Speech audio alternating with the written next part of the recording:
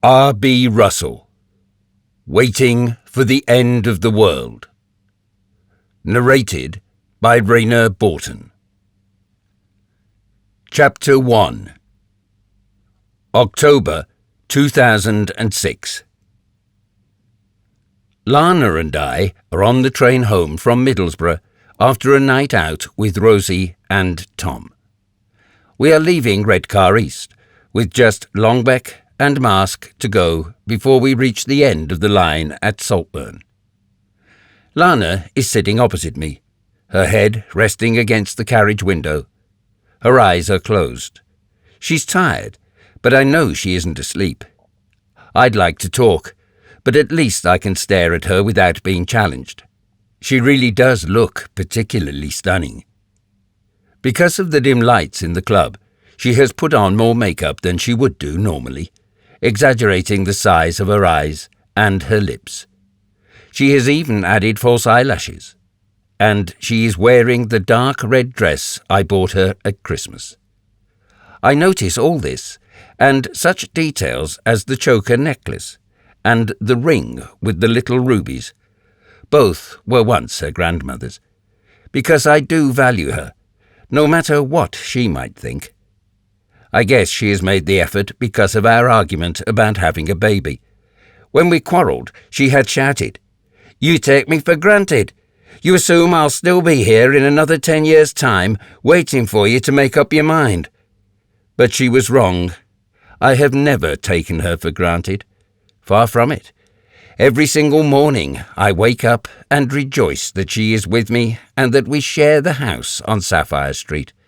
And I am amazed we have such wonderful friends, and that I remain in a reasonable job despite an impossible boss. Above all, I can't believe that what I did so long ago has yet to catch up with me. What I have not told Lana is I live each day as though it is my last of freedom. When the post arrives, the telephone rings, or if there is a knock at the door, I am expecting the worst. Even after, I do the calculation, 18 years. And I wonder if this perpetual fear has, perversely, given me an extra appreciation of my life. I savour everything it has been my great fortune to have achieved and to have held on to. And so I would insist that I never take Lana for granted. She is caring, considerate, and loving. She is quick, clever, and funny, and tonight she is so achingly beautiful. Lana's eyes open, and she sees me staring at her. She smiles and closes them again, but the smile remains. The one I always feel is for me, something nobody else is privileged to witness. It is the smile she saves for after we have made love. It changes her face, raising her cheekbones and narrowing her eyes. It makes her appear mischievous and knowing. We are past the lights of the steelworks, and Lana's blurred double is reflected in the cold black window. I realize that I need more photos of her, because I will be desperate for a record when all we have comes to an end. I must admit, I am in a more than usually fatalistic mood, and I know why. When I returned from work, there had been a phone message waiting. The few words I played suggest that the chances of Lana and I remaining together are very much reduced. They increase the possibility of the police at our front door and the start of a long-deferred investigation. It might well result in prison, and that means forfeiting our home. Would I lose Lana too? No doubt our friends would go, and my job, and the respect of anyone I have ever met. With the telephone message, the first stone has been loosened from the foundations of our house on Sapphire Street. "Elliot Barton, you're watching me?" Lana says quietly, her head still against the glass, her eyes closed. "I know," I say. "You're psychic. You don't believe me, but I've got a sixth sense." I'm not going to argue. Good, I'm too sleepy. The hair over her face is tickling her cheek. She frowns and brushes it away, then opens her eyes again and smiles at me more broadly. I would like to lean over and kiss her, but a moon-faced woman is sitting across the aisle of the carriage, and she has been observing us ever since Middlesbrough. I resent the woman. I don't want an audience. There is also a man in a cowboy hat, but he has been asleep. He wakes up at mask and gets off just in time. When we leave the train, it is bitterly cold. The street light fails to hide the hard, sharp points of stars. Lana hangs on to me, but she stumbles and I have to catch her. "Bloody silly shoes," she says, removing her high heels and carrying them. "Nothing to do with the cocktails?" "Of course not. Anyway, you'll look after me if we've had too many drinks," she says. "I trust you to make sure I'm okay. You're the sensible one, Mr. Reliable." I have always worried that she depends on me too much, and my fear is even greater now. How will she react when she learns what I have concealed from her for all these years? There is nobody about at this time of night to check our tickets, and only 3 or 4 other people have alighted from the train. It isn't far, through the station, left onto Milton Street before we come to our house at the head of Sapphire Street. I say, "I'm amazed you can walk in bare feet. Aren't you freezing?" "If you'd been born and brought up here, I know. I'm a soft southerner." But even Lana draws her coat tight around her for the last few yards.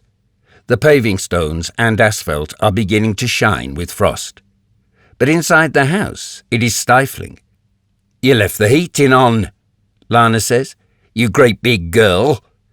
She goes straight up to the bathroom to get ready for bed, while I walk into the kitchen and drink several glasses of water to dilute the alcohol. I would normally have enjoyed the night out.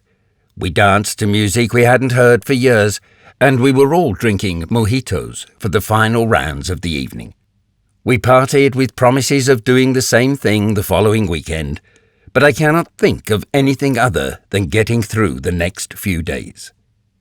I wander around the house, turning off the appliances at the sockets, something Lana never does. In the living room, I see she has left one of my old photography books on the coffee table, so I put it in a gap in the shelves that line the whole of our back wall. I don't know how many books we own, but they are almost all Lana's. I reset the alarm, but, for once, I do not go into my office at the rear of the house. The red light will no longer be winking on the answer machine, but the message remains. When I carry a glass of water up to Lana, she protests, "I'll need to get out of bed in the middle of the night to have a pee." "You'll be too drunk to wake up." "Perhaps. And we should both take precautionary aspirins." "All right, ma'am, if you say so." To stop me explaining how sensible it would be, she kisses me fully, deeply, and I run my hands over her appreciatively. Lana is unsteady as she makes her way along the landing to the bedroom, and I feel so protective of her it hurts. That night, I dream I am in a large, echoing room where flaking whitewash unsuccessfully covers the brick walls. There is a cracked, dirty concrete floor and a high desk under a rusty, steel-framed window covered with fine filaments of cobweb. And all around are piles of old and broken books. There are 2 doors, the first being the one through which I have entered from a place that is now only a vague, shifting memory of unease. I am travelling. There is a bag in my hand, but I must wait because I am scared of what is behind the second door. The only other person in the room is the moon-faced woman from the train, and I am trying not to look at her. She is staring at me, but I do not understand what she wants. The dream is simple, but I am, nonetheless, afraid.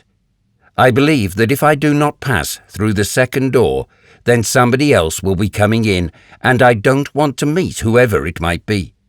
But then the door opens. I wake up with a start, and Lana rolls over. "You've been dreaming," she says, twitching, moving about.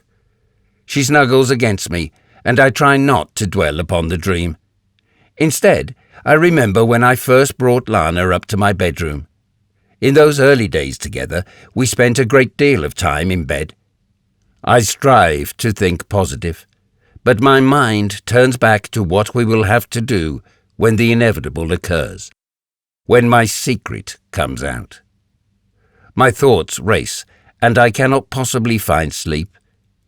Should I stay and face the consequences, or attempt to escape? Would Lana go with me? I ran away once before, but I was unable to leave the past behind. The alarm goes off. "You were dreaming again," says Lana. "We were on a train," I tell her. "It was full, and I couldn't find the seats we'd reserved. Then we were separated. I was running up and down the carriages looking for you. As we dress, she says, 'Anyone would think you have a guilty conscience. You ought to see somebody about your dreams.' But I've always had them. They're not normal. They are for me. Your dreams must have a meaning. Identify what it is, and perhaps they'll go away." "Perhaps," I agree, "but I already know their cause. The fact that I've never explained them to Lana doesn't mean I don't recognize exactly where my anxieties come from, and why I am certain nothing can ever be permanent. I am well aware of the reason I won't commit for trying for a baby, even though it hurts her." We follow our routine for a morning when Lana is taking the train to the gallery in Newcastle and I am meant to be working from home. I make us a fried breakfast as a cure for our hangovers, although Lana refuses to eat all of hers. "I have to think of my figure," she says. She's wearing her sheer pink blouse tucked into the black skirt with the buttons. "I've got a tummy." "Where?" "It's all right for you," she says, "but I'll have to go through the whole day pulling in my stomach." As she walks out of the kitchen, I grab her waist, saying, "And breathe."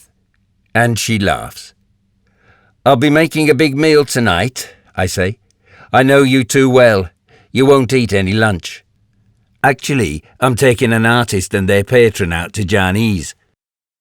"And you'll push a salad around your plate, watching your client enjoy the best pasta in the Northeast." "Life's not fair," she pouts, and kisses me on the forehead as she leaves.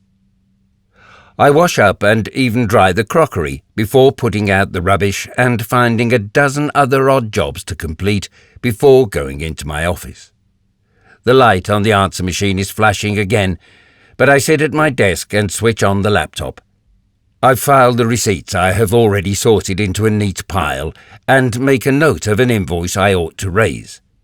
Eventually, I decide I have put it off for too long, and I play the new message, my finger hovering over the button ready to turn it off. "Where are you?" asks Margaret's disembodied voice. It's not often I'm pleased to hear from my boss, and what she says makes me smile. "We're having difficulties with Sweden. I need you to come to the office now." I pick up the telephone, and when I get through to Amanda, I say, "Hi, it's Elliot. Can I talk to Her Majesty?" "Morning, Elliot. She's in a meeting. Apparently it's important." "Let me guess. Sweden?" I am put through. "It's McCann," says Margaret. "We've had a letter from a London firm of solicitors accusing us of lifting material out of another author's guidebook." I savour the moment, but not for long. "That's no surprise," I tell her. "You knew about it?" "I told you 6 months ago. McCann's editions weren't entirely his own. I've been warning you.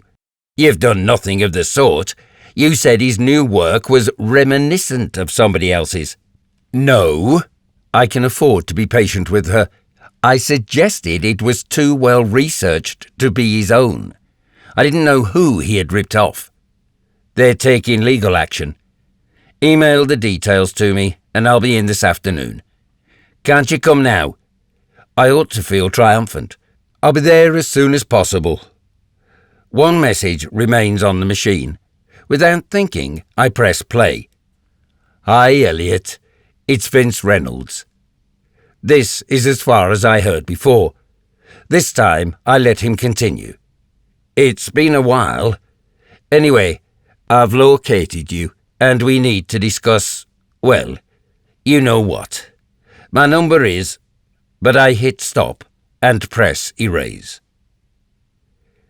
Usually I'd have found work to do for another half an hour. There are several letters to write to our authors, and keeping Margaret waiting would be a small, although petty, pleasure. I could walk over to the office on Dundas Street later, but I don't want to stay at home. Vince Reynolds will call again, and I would rather be out when he does. I hope to forget about him for as long as I can. Before I close the front door behind me, I look back into the house, seeing it as a visitor might do, and I appreciate the colours of the carpets and the wallpaper, the grandfather clock and the framed prints. Even if they are going over, I like the flowers on the hall table in the Moorcroft vase that once belonged to Lana's mother. I have a camera in my pocket, so I take a photo. It is only a few hundred yards to Dundas Street, a few hundred desperately cold yards. The sun is out, but the wind is coming straight off the North Sea, funneled up Sapphire Street. It does the same thing, unchallenged, along all the parallel streets. Diamond, pearl, amber, ruby, garnet, and coral. I do not think there are more than a dozen days in the year when Saltburn is appreciably warm. But at least the office is well heated. Persimmon Press has operated out of the same ramshackle building for years, updating and reprinting their guides with an ever-diminishing full-time staff, and an increasing roster of problematic freelance authors. The open-plan main office has been carved out of a number of smaller rooms with the aid of beams and pillars, but the uneven floor, ceiling and walls betray its Dickensian origins. Of course, Margaret has her own room. I go straight in and, disconcertingly, her thick makeup reminds me of Lana's last night. The difference, though, is that my partner had prepared herself for a dark Middlesbrough nightclub, whereas my boss is sitting in her office in the unforgiving northeast daylight.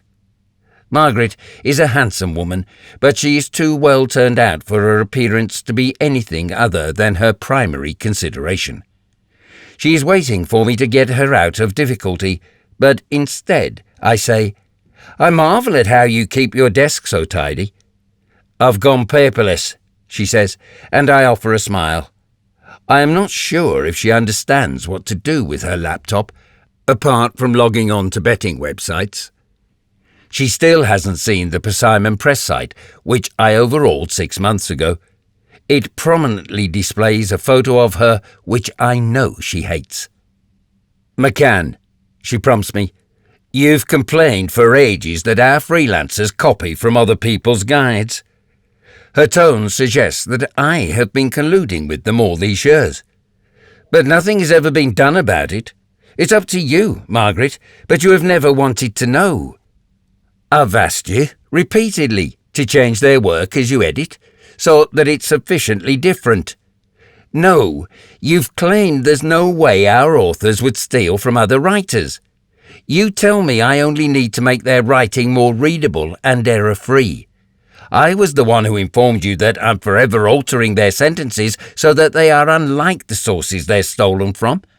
McCann's the worst offender, and over the years I've done everything I can to save him from charges of plagiarism. I cannot be expected to recognise where all of his passages are copied from. I'm told that if you had Googled the text, you'd have found it online. You can't have it both ways, I say. You've always assured me not to worry, but now you're saying I should double-check every paragraph on the assumption that the words might not be their own. She puts her hands down on the desk, fingers outstretched, as though by doing so it stops her from choking me. She takes a moment to calm herself and asks, "So, what do we do?" "Instruct our solicitor, Mr. Brightman, to apologise, then pay up and hope it's not too expensive. Oh, and fire James McCann." "You're heartless. McCann's relationship with this firm goes back to its earliest days. So, I'm not the one bringing Persimmon Press into disrepute. You've no other proposals? She asks. No clever ideas? I'm afraid not. At my own desk in the main office, I sit down with a feeling of self-satisfaction. I exchange glances with Janet, who is behind her monitor and a precarious wall of files. Janet is a tall woman with a muscular frame, but she can make herself disappear when she wants to. We hear Margaret making phone calls, and when she leaves, a quarter of an hour later, she has nothing to say to any of us. "Have you really got rid of McCann?" asks Janet, emerging from her defences. She is a no-nonsense Yorkshire woman and has always been supportive in my battles with Margaret. "I've been waiting for this day for the last 6 years, I tell her, ever since I was first asked to copy-edit his Sweden and guessed the updates were lifted from other guides. His sources were easy enough to find. Margaret pays him and a half-dozen other authors 5 times what we receive for far more professional work. But McCann has been getting away with it for years, and so blatantly. Amanda says, but on this occasion you decided not to alter what he submitted. She is at the front desk from where she greets visitors and operates the switchboard, a relic from days when the office was twice the size and had 4 times the staff. The surprise is that legal threats haven't been made earlier. Margaret telephoned Brightman before she left. They only spoke for a minute, then she was on to McCann. "I've had no choice," I explain, "but to play a long game with that old bastard." "Can you get rid of Percy next?" asks Janet. "I'm fed up with these racist comments." "At least Percy keeps his work up to date." "There's only one person we want to see the back of," says Amanda. "Elliot's playing a long game with Margaret as well," says Janet. But I deny this, because I am not. I don't have any respect for the woman, but I appreciate my job, and I am aware right now that I have so much to lose. I return home mid-afternoon and enter my office warily. The light is again blinking on the answer machine. "Hi, Elliot, it's Vince. I hoped you'd call back. It's important. You understand why? Tracking you down hasn't been easy." Once again, I press stop, so I don't have to hear the rest of the message, and I delete it. Chapter 2. Autumn 1986. I was 14 when my father moved me, my mother, and our cat, Marmalade, from the centre of Cambridge to Thirsk in North Yorkshire. All I knew in advance about the rural market town was that the man who wrote the James Herriot books had once lived there, and this was not reassuring. Every week we watched the television vet's adventures, and the locals looked miserable and their accents were impenetrable. I assumed we were not just moving north, but somehow back in time. And I was right. Thirsk had a bookshop, a record shop, and even a cinema, but it was incredibly old-fashioned and nothing ever seemed to happen there. The idea was for my father to go into business with his cousin Kenneth, taking over the ownership of an ironmonger's on the edge of town. I was sullen and upset, but I did grudgingly admit to potential advantages in moving. I had been teased mercilessly at my old schools, and I was desperate to leave all that behind. I was born with brittle bones, and although I had improved every year, I was considered too delicate for PE and games, and for a while I was not allowed out at playtime. I would regularly break bones, sometimes in my arm or leg, but I was especially prone to those in my hands and feet being damaged. I did not mind missing out on games. I didn't care that I was forever in plaster casts, and twice my neck was in a brace, but I hated the taunting and the jokes at my expense. With the incisive charm of which only schoolchildren are capable, I was nicknamed Spaz, short for spastic, which I wasn't. I had 3 good friends, but they also called me names because it was normal to do so. It hurt, but I could never show this.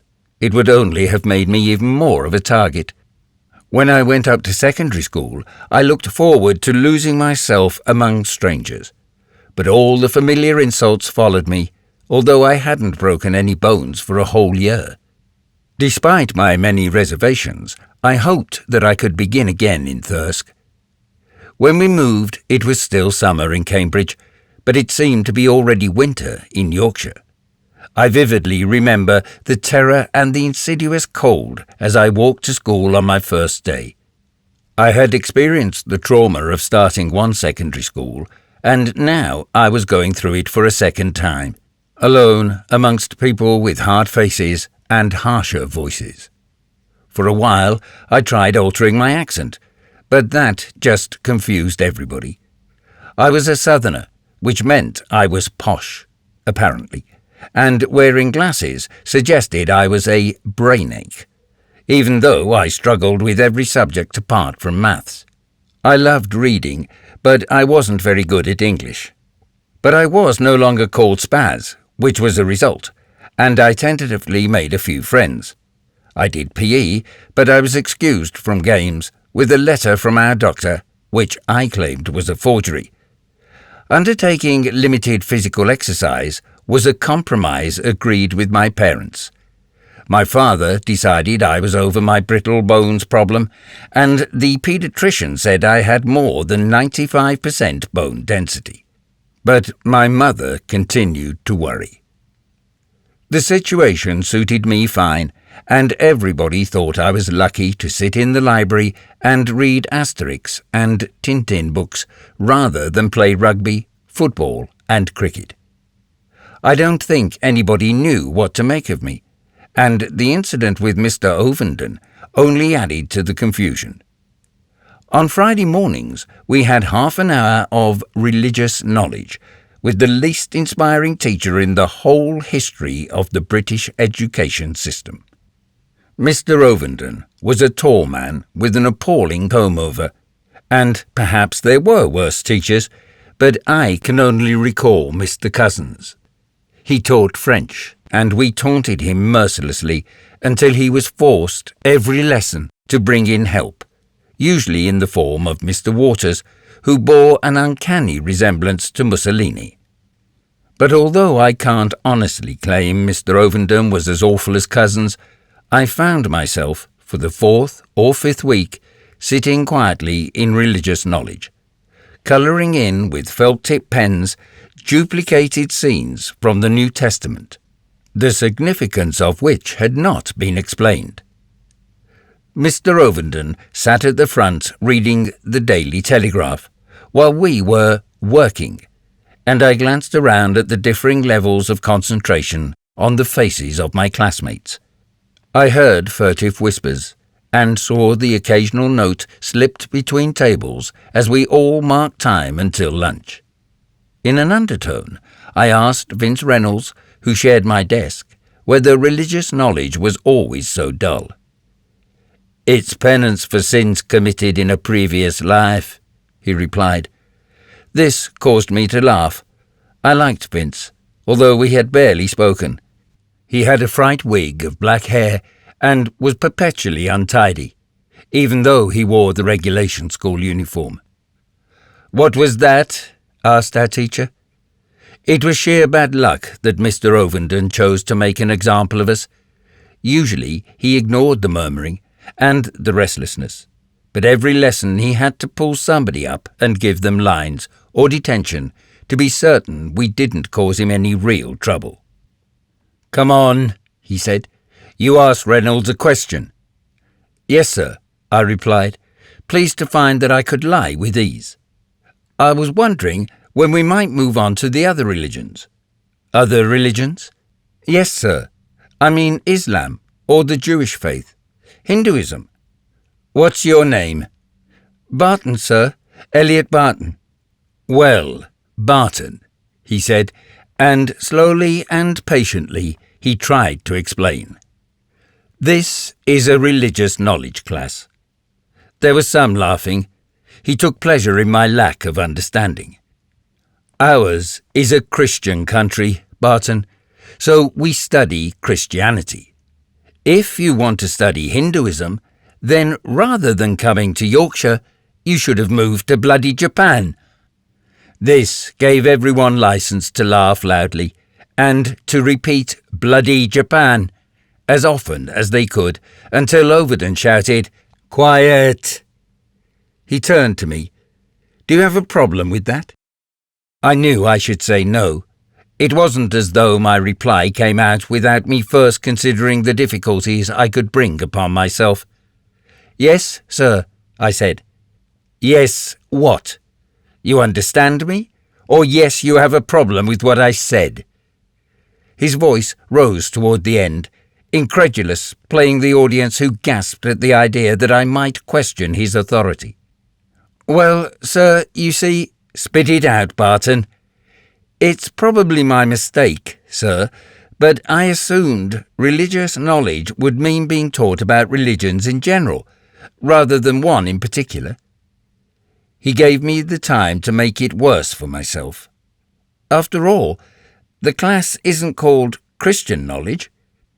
"Then you were very mistaken, boy. What's your name again?" "Barton, sir.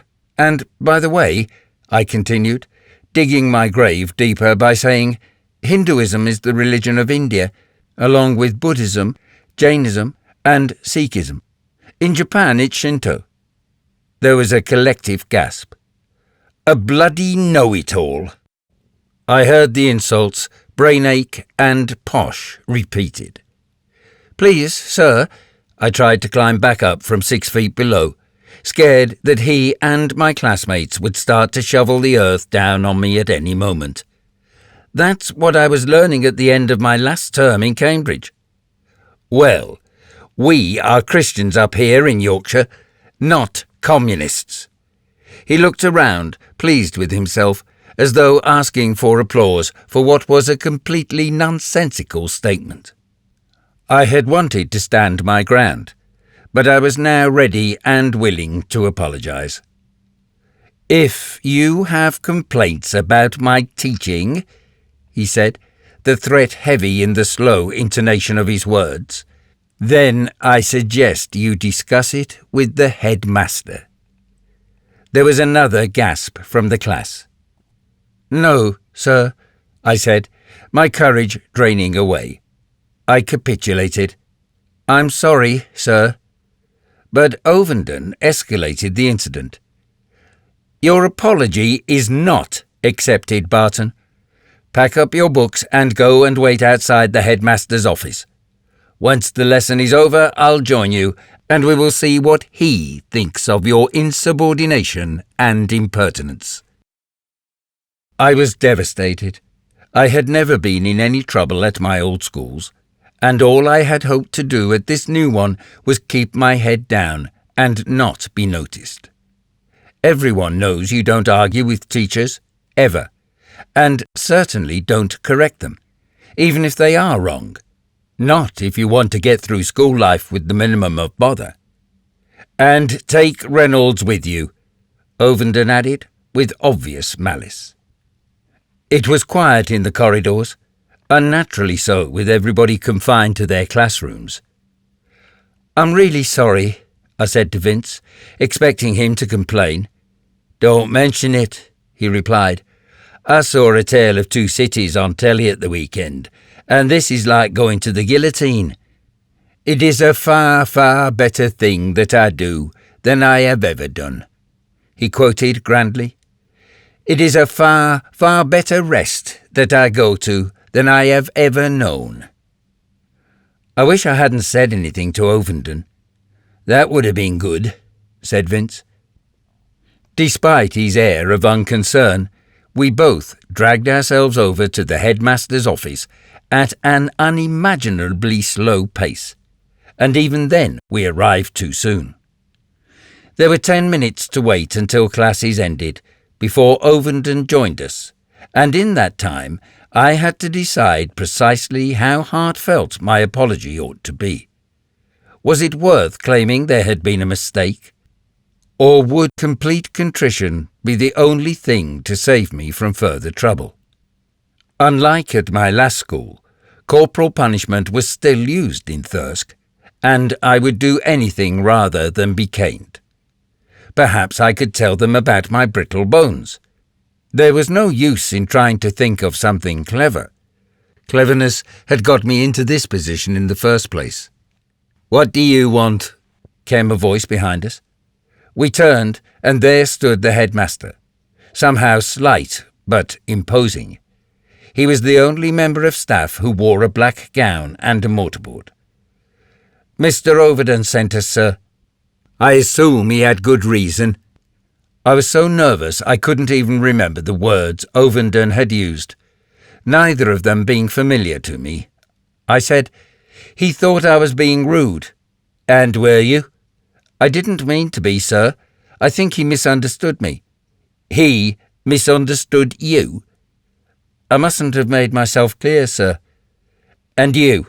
he asked Vince. "I'm his accomplice. The headmaster told us to stay where we were." "Can I explain, sir?" I asked. I hoped desperately that without our teacher present we might have a chance. "No doubt Mr. Overton will be along when the bell goes," said the headmaster, and he disappeared into his room. "Good try," said Vince. And so we waited. All I could have said was sorry again, but Vince continued to look unconcerned. "If my father hears of this," I told him, "I'm in so much trouble." "My dad won't be bothered." "Are you sure?" "If it had been a real subject, that would be different, but religious knowledge doesn't count." An eternity later the bell went, and the corridor filled up with children. There was such a pressure of uniformed bodies, but they defied the laws of physics and didn't quite spill over to where we waited. Teachers passed us on their way to the staff room without glancing at us, and for a few minutes I clutched at the possibility that Overton had forgotten. But then I saw him advancing through the multitude, his head and shoulders high above the tallest sixth year. The man's eyes were fixed upon us, even from a distance, and his glare did not diminish as he came closer. Finally, he was standing in front of me and Vince. "Barton, Reynolds, I expect an apology." "Of course, sir," I said, feeling hope rise in my breast. "I'm very sorry, sir." "Me too," said Vince, who also appreciated the opportunity for escape. "I'm sorry, sir." Then perhaps no more need be said. But at that moment the headmaster's door opened and our optimism died. "Come in if you must," he sighed, and retreated into his room. "If you are busy, headmaster," Overton said obsequiously, and I realized he no longer wanted to make an issue of what had happened. The headmaster, however, was in no mood for Overton's change of mind. "Inside, now, and let's get this sorted out." The headmaster's office was smaller than I expected, and it smelt of stale tobacco smoke. I looked around for the cane, and although I noticed a rack of pipes, a great number of dull, bound magazines, and several framed certificates, I couldn't see the fabled instrument of discipline. "Names?" he asked as he sat behind the desk. Vince offered his, speaking clearly, but my words were directed at my shoes and would have been almost inaudible. "Elliot Barton, sir," I said, when told to repeat myself. "The crime?" the headmaster asked Overton. "Insubordination and impertinence." "I've had occasion to talk to you before," he said to Reynolds. "Yes, sir," Vince said quickly. "I'm very sorry, sir." "But you're new, aren't you?" the head addressed me. "Yes, sir." "Where you've come from, it might be acceptable to be rude to a teacher, but not here." "No, sir, I'm sorry." His chair creaked, and I dared to look up. The headmaster had leaned back, relaxed. "Is anything else required?" he asked Overton. I had a horrible fear it was a coded way of asking if we should be given the cane. No, the apology is enough. The headmaster smiled. So, it was nothing too serious then. In retrospect, Ovenden should have left it there, but just as he had done in the classroom, he couldn't resist prolonging our torture. I won't allow pupils to argue with me and undermine my authority, he said. No, the headmaster agreed, but he was intrigued. These little upstarts questioned your religious knowledge? He was jovial, presumably because Ovenden must know far more than we did. But my teacher paused for too long. Mr. Ovenden? He was prompted. Yes, our teacher said, uncomfortably. They presume to lecture me on the religion of Japan. Which is? He had forgotten what I had told him. To spare his embarrassment, the headmaster looked at me and Vince for the answer. It's Shinto and Buddhism, sir, I said, implying as much as I could with the word and. Which you learned from Mr. Overden's lessons, said the headmaster, but I didn't understand if it was meant to be a statement or a question. Time stood still. I became aware of a clock ticking. I noticed the headmaster's dandruff, and I realized one of the certificates on his wall was hanging upside down. I had been reading the Sherlock Holmes stories, and I inferred that the certificate must have been like it for years because there was a thick layer of dust on the top edge. I also deducted that by correcting the headmaster, I could be in a position to point out that all we did each religious knowledge lesson was colour in meaningless pictures with felt-tip pens. But I said, with only the slightest pause, Yes, sir, Mr. Ovenden was right. Shinto and Buddhism. Chapter 3. October 2006. I have the ingredients prepared for a stir-fry when Lana gets home. She crashes in through the front door as normal, and we meet in the hall. A crappy day, she says, hugging me. I had too much to drink last night, but another glass of wine won't do any harm. Did you go to Johnny's? Yes, and I drank sparkling water. I needed my wits about me. Awkward artist and all that. A patron who doesn't want to spend any money. The usual. Lana's gallery has a great reputation, although she thinks most of the shows they put on are by second-rate painters. However, they exhibit work as media interest in an artist is growing, and usually everyone does well. How was your day? She asks, kicking her shoes into the corner of the kitchen. Good. I think I may have finally got rid of James McCann. Margaret blames me for legal difficulties he's created, but that's because she won't take any responsibility. Just another day at Pasaman Press. Just another day, I agree, and hand her a glass of white wine. I'm not drinking on my own, she objects.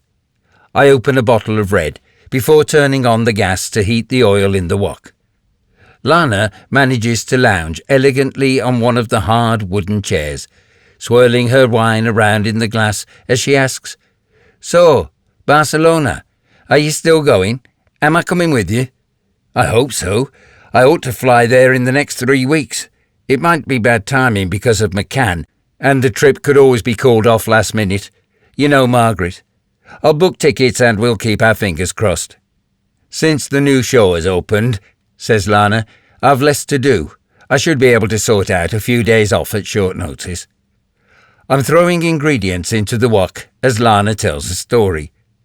A student came into the gallery this afternoon with his portfolio and demanded we look through it. His art was very sexual, but the real problem was that it was badly drawn. When I suggested I didn't like his work, he accused me of being a prude. He said, Your generation won't understand what I'm trying to achieve. The little prick. I'm only 34.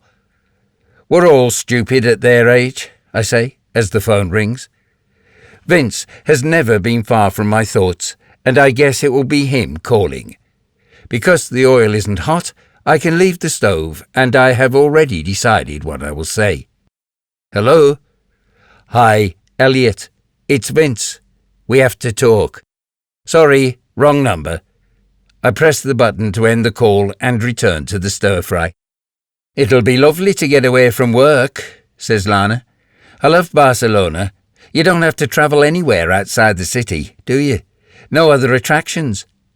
No, oddly enough, it's the more famous sites in the centre that I need photos of.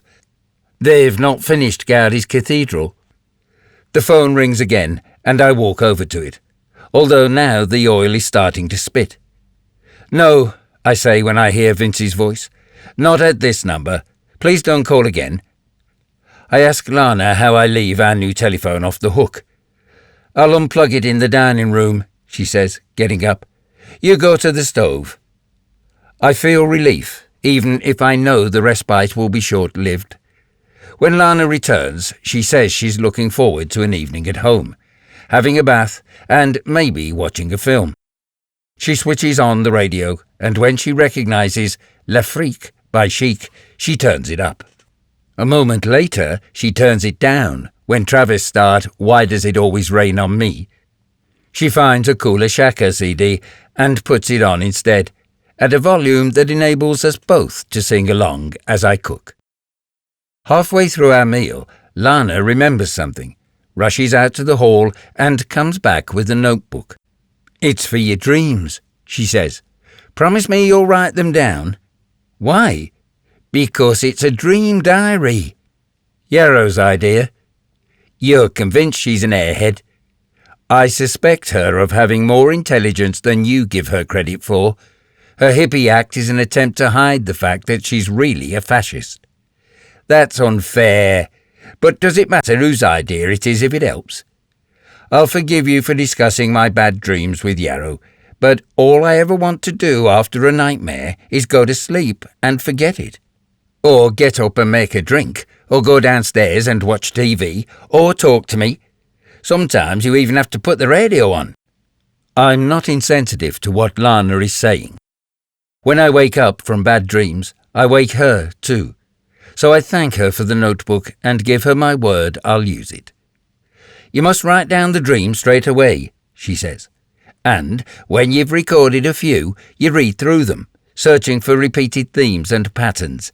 Not the specifics, unless you think they're relevant. I assure her I'll try to keep the diary, although the interpretation of my dreams is straightforward to me. I often describe them to Lana, feeling safe in doing so because I rarely dream explicitly about what I did so long ago.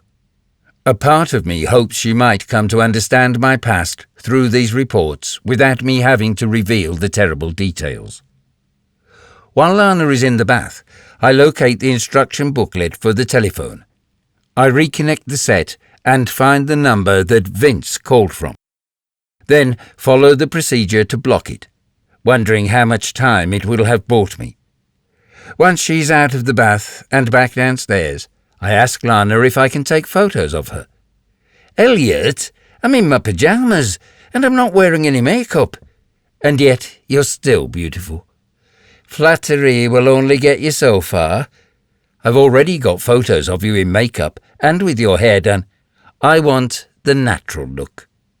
Okay, after I've made myself appear natural, and as long as I can photograph you too. A half hour later she reappears, and I use the table lamp to light her from one side, with the bookcases behind her. When I upload the results to my computer, I decide they are my favourite pictures of Lana. She may be 34, 2 years younger than me, but she looks better now than when I first met her. The last of the photos becomes my screensaver. At least it will be until she sees it and asks me to remove it.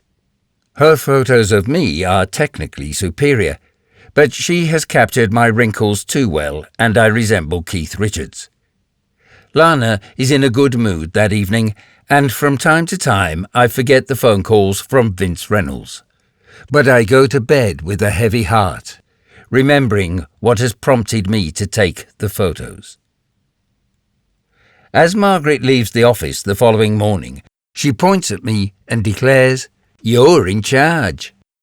"She said that," Janet says afterwards, "as though she's doing you a favour." I announce, "Let's have the rest of the day off." "Yeah," says Amanda. "And who's going to write the old cow's letters for her and answer her emails?" "How was your meeting?" asks Janet. "Margaret is ignoring the solicitor's letter," I tell her. "All she's done is write an ineffectual note to McCann asking if he might have inadvertently copied the work of someone else." "How do you inadvertently plagiarise?" And suggesting that if he has, he should let her know. Christ, the woman is useless. I put forward a few options, and Margaret's answer is to say she'll consider them. She's hoping the problem will go away.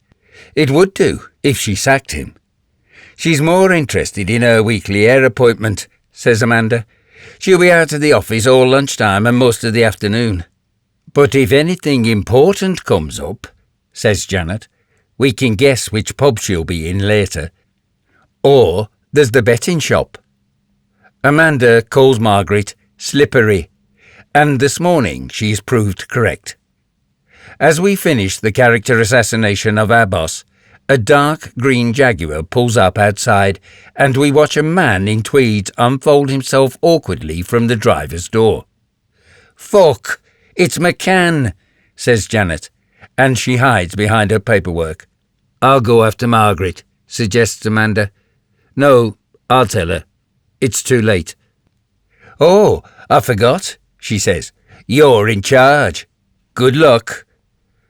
Once he has negotiated our front door, tut-tutting as though the rattling pains are a personal affront, McCann says officiously to Amanda, "I'm here to see Miss Bliss."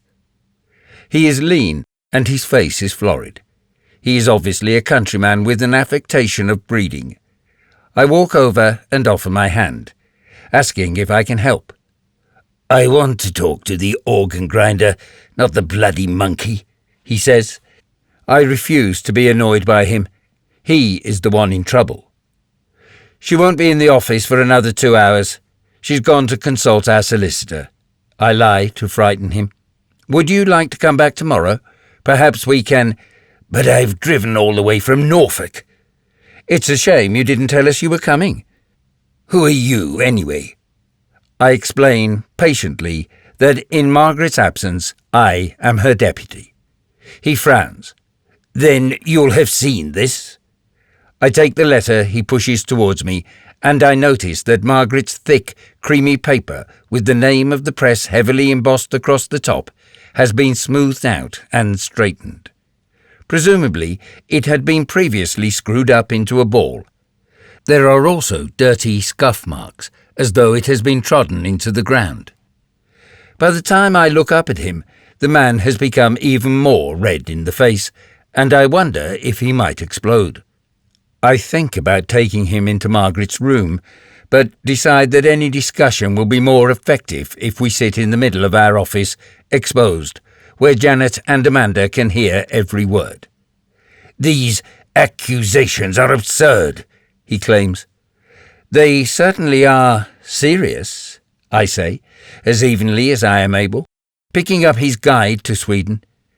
There are slivers of brightly coloured post-it notes peeping out from between the pages, each offending passage marked by Janet, who has taken great delight in discovering them.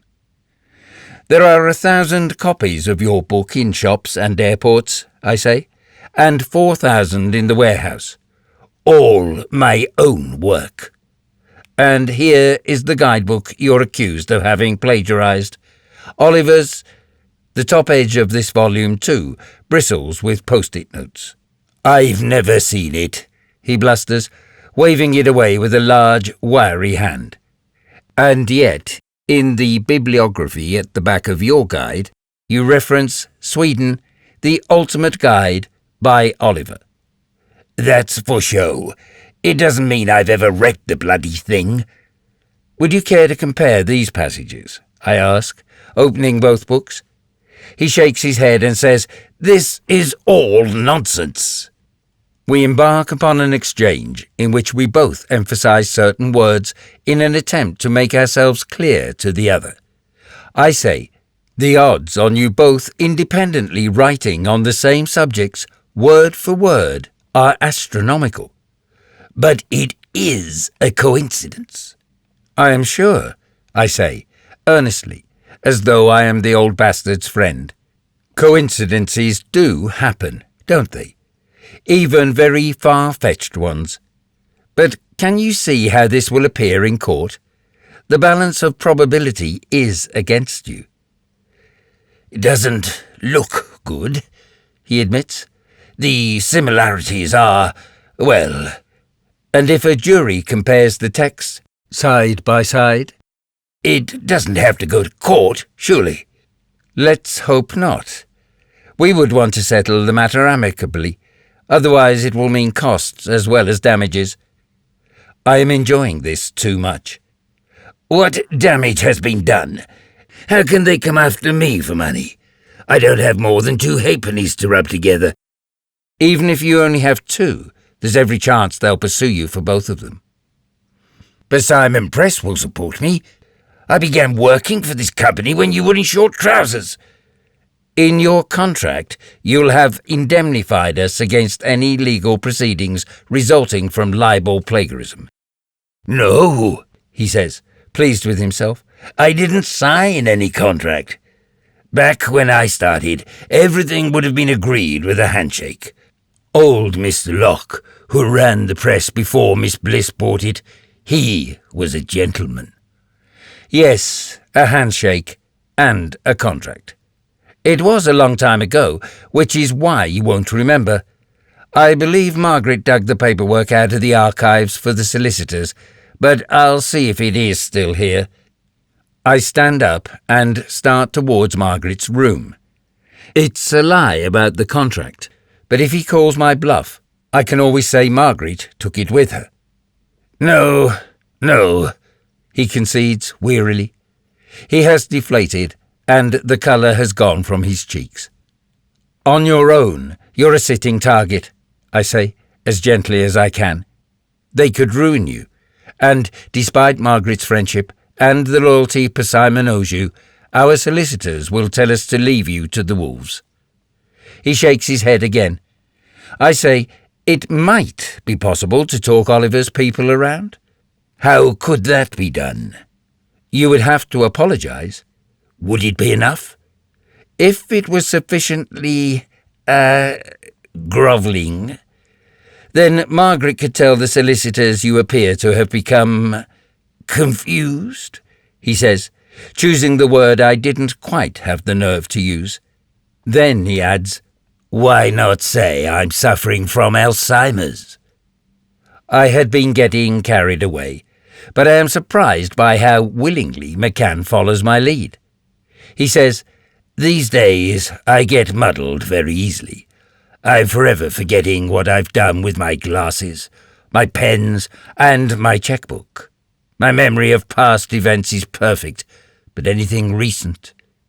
I ask, how can anybody find fault with the natural process of aging? Exactly. But Margaret will have to let you go. Really? I'm afraid so. He looks down and sighs. I understand. And she'll have to present it to Oliver's solicitors that you've been sacked. If it makes a difference, I'll return my fee. My conscience is shouting at me to say no, to give the old man a break, but he has been stringing us along for far too long, and now he is only trying to save his own skin. To keep Oliver happy, I say, we might be forced to recall and pulp all 5,000 copies of the latest guide. I may be right about this, but I could be overplaying my hand. I hastily say, there is always the legacy of your previous editions. Quite so, he agrees. Perhaps you should write a letter of apology now. You're welcome to sit in Margaret's room, and then you can drive home, knowing the problem is as good as dealt with. Accept responsibility, make your excuses, and we will do our utmost to deflect anything Oliver throws at you. You've been a stalwart of Persimmon for too many years for us not to help." This is downright hypocritical of me, and I see Janet glance over with an expression that suggests she thinks so herself. However, McCann meekly agrees. I set him up at Margaret's desk with a couple of sheets of paper, and he gets out an old-fashioned fountain pen. Amanda offers him a cup of tea, which he accepts, and he requests more paper. "Is he writing a novel in there?" asks Janet a half-hour later. But he comes out and hands me a letter, elegantly written on a single sheet. The penmanship is graceful, and the phrasing judicious. When he tries, the man can write well, and obviously doesn't need to plagiarize. But he should have actually visited Sweden in the last decade if he had wanted his guide to remain up to date. McCann thanks us all and leaves the office humbled, this time closing the door behind him so none of the loose panes make a sound. We say nothing until his Jaguar is down the street and out of sight. "Yes!" exclaim Amanda and Janet in unison, and high-five each other. But I am uncomfortable with what has taken place. Amanda checks the rubbish basket in Margaret's room, and it is empty. "He must have a ream of spoiled paper in his pockets," she says. I go back to my desk and plan how to tell Margaret what has happened. As usual, she is late returning to the office, but she has given me time to decide that she should read McCann's letter before I say anything. She is stunned by it and looks up for an explanation.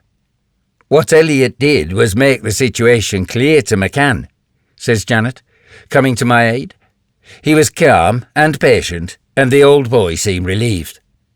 All you have to do now," I tell Margaret, "is write to Oliver's solicitors and say that while Persimmon Press admits no liability, you understand what has happened. You'll say the author is very old and appears to have made an embarrassing mistake. Of course, you sacked him as soon as you realized what he had done." "What if it isn't enough?" Margaret asks. "Then you can send them McCann's letter," says Janet. "Perhaps I'll send it anyway," says Margaret. "No, hold it in reserve," I say, just in case, because my conscience is getting the better of me. Why not contact Oliver personally? Ask if you can make amends by hiring him to contribute material to future editions of our guide. Is he any good? I thought so when his work was submitted to us by one of our authors. You never liked McCann, did you? I put a lot of effort into my job, I say levelly. So does Janet and Amanda, and most of our contributors. But a few, and McCann was the worst, have been playing us for fools. It has finally caught up with him. Chapter 4. Autumn 1986. The day after Vince and I were sent to the headmaster was a Saturday, and I was told to help in the jumble sale in Thirsk Church Hall. Because I enjoyed reading, my father expected me to look after the bookstall, but I really didn't want to be there. I was desperately hoping nobody my age would come into the miserable, dilapidated building and see me with the elderly churchgoers and their cast-off clothing and bric-a-brac. It was the first warm day since we had arrived, but I was made to wear my best pullover, even though it itched abominably. The moment the public were admitted, I saw Vince Reynolds' black hair from across the room. He was wearing the kind of Harrington jacket I coveted, but would never have been allowed. He passed by the tables of mouldering dresses, shirts and cardigans, the mismatched crockery and glassware, and came straight up to my stall. "Hello," he said. "I went around your house, but your mum said you'd be in this place. Having fun?" "Not really." "Did you hear what happened? Ovenden's been given the sack." "No." "Yes. Tony Utterly's mother is on the board of governors, and she told my mum that the incident yesterday was the final straw for the headmaster. He didn't believe anything we or Ovenden said. Are we in trouble? No, far from it, said Vince. I reckon we're heroes. Vince went on. My dad reckons that because religious knowledge isn't a subject with exams, Ovenden's been getting away with doing nothing for years. I tried to take in the news, not believing my friend could be right. He started picking through the books, Arthur Haley and Jackie Collins paperbacks, Reader's Digest condensed volumes in their fake leather bindings, gardening yearbooks, and copies of The People's Friend. I asked, "Are you looking for anything in particular?"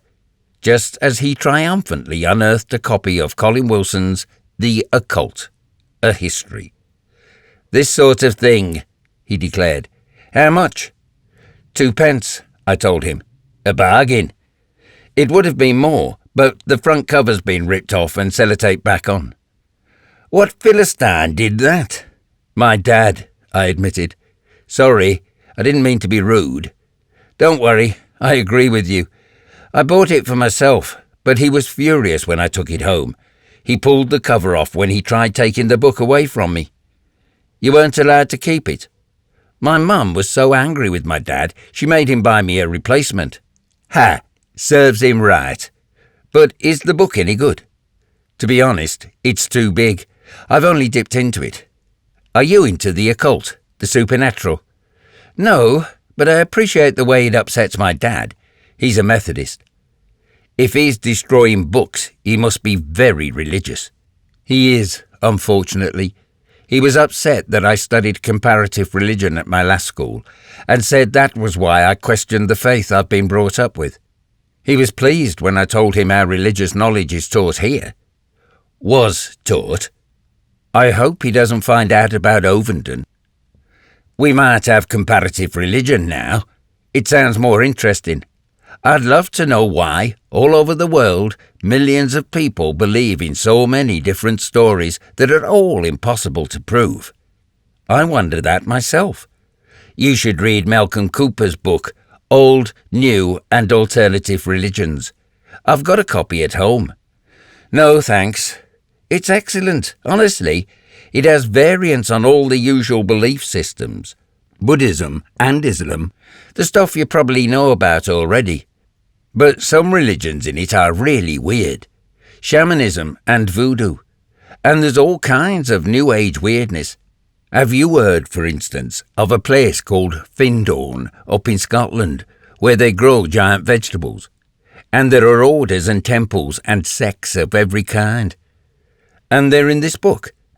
I'm not sure if Findorn is," he confessed, "but it's especially interesting where religion turns into pseudo-religion.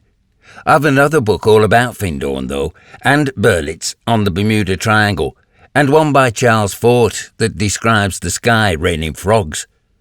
The Book of the Damned. Have you read it? I've heard of it.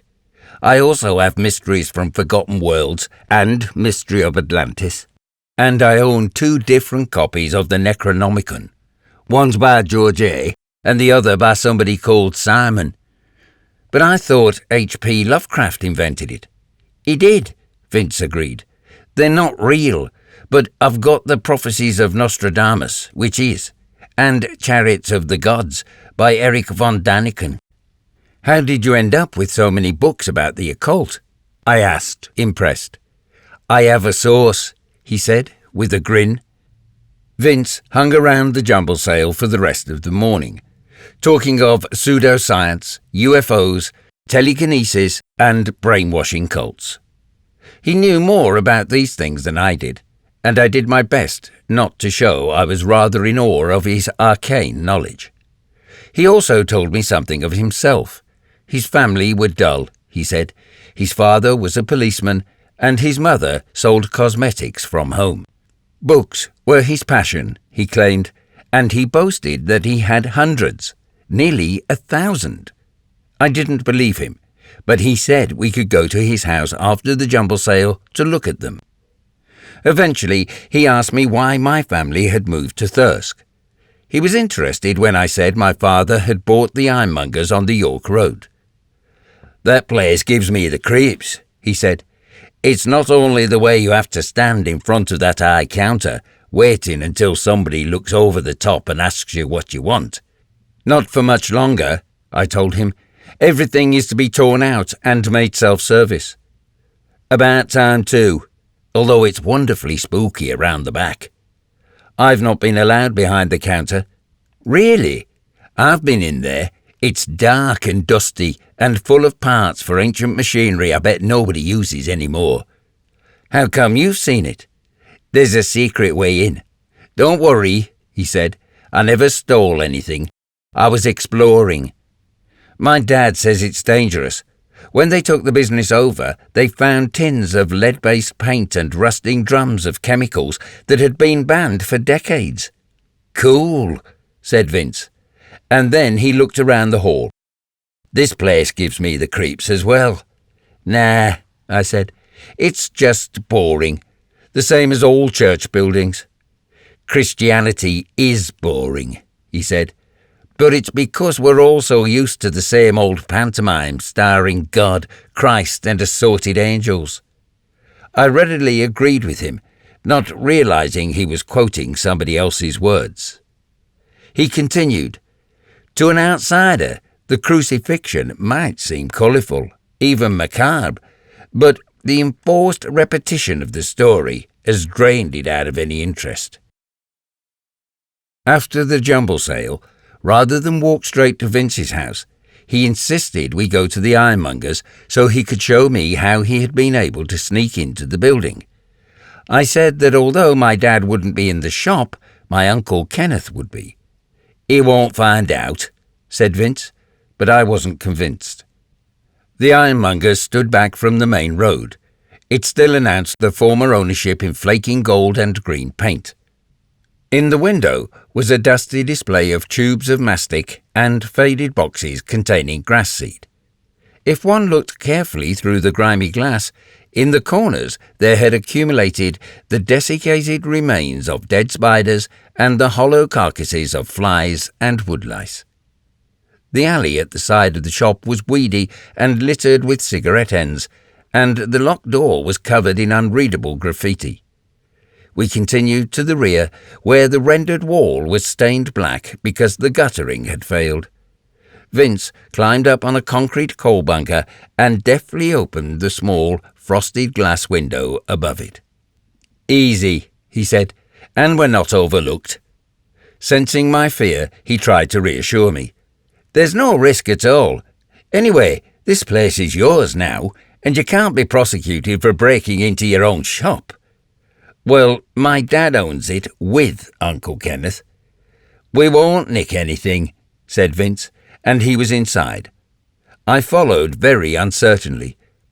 All I could see were rows of rusted racking upon which were unrecognizable heaps of cardboard boxes. Old shadows and cobwebs hung heavily, and there was a smell of metal, oil, and dust. The ordinary stuff is kept at the front, Vince explained. The nails, nuts, bolts, and plumbing fittings. It's more Adam's family back here. Okay, I admitted in a whisper. It has an atmosphere. But let's get out in case Uncle Kenneth turns up.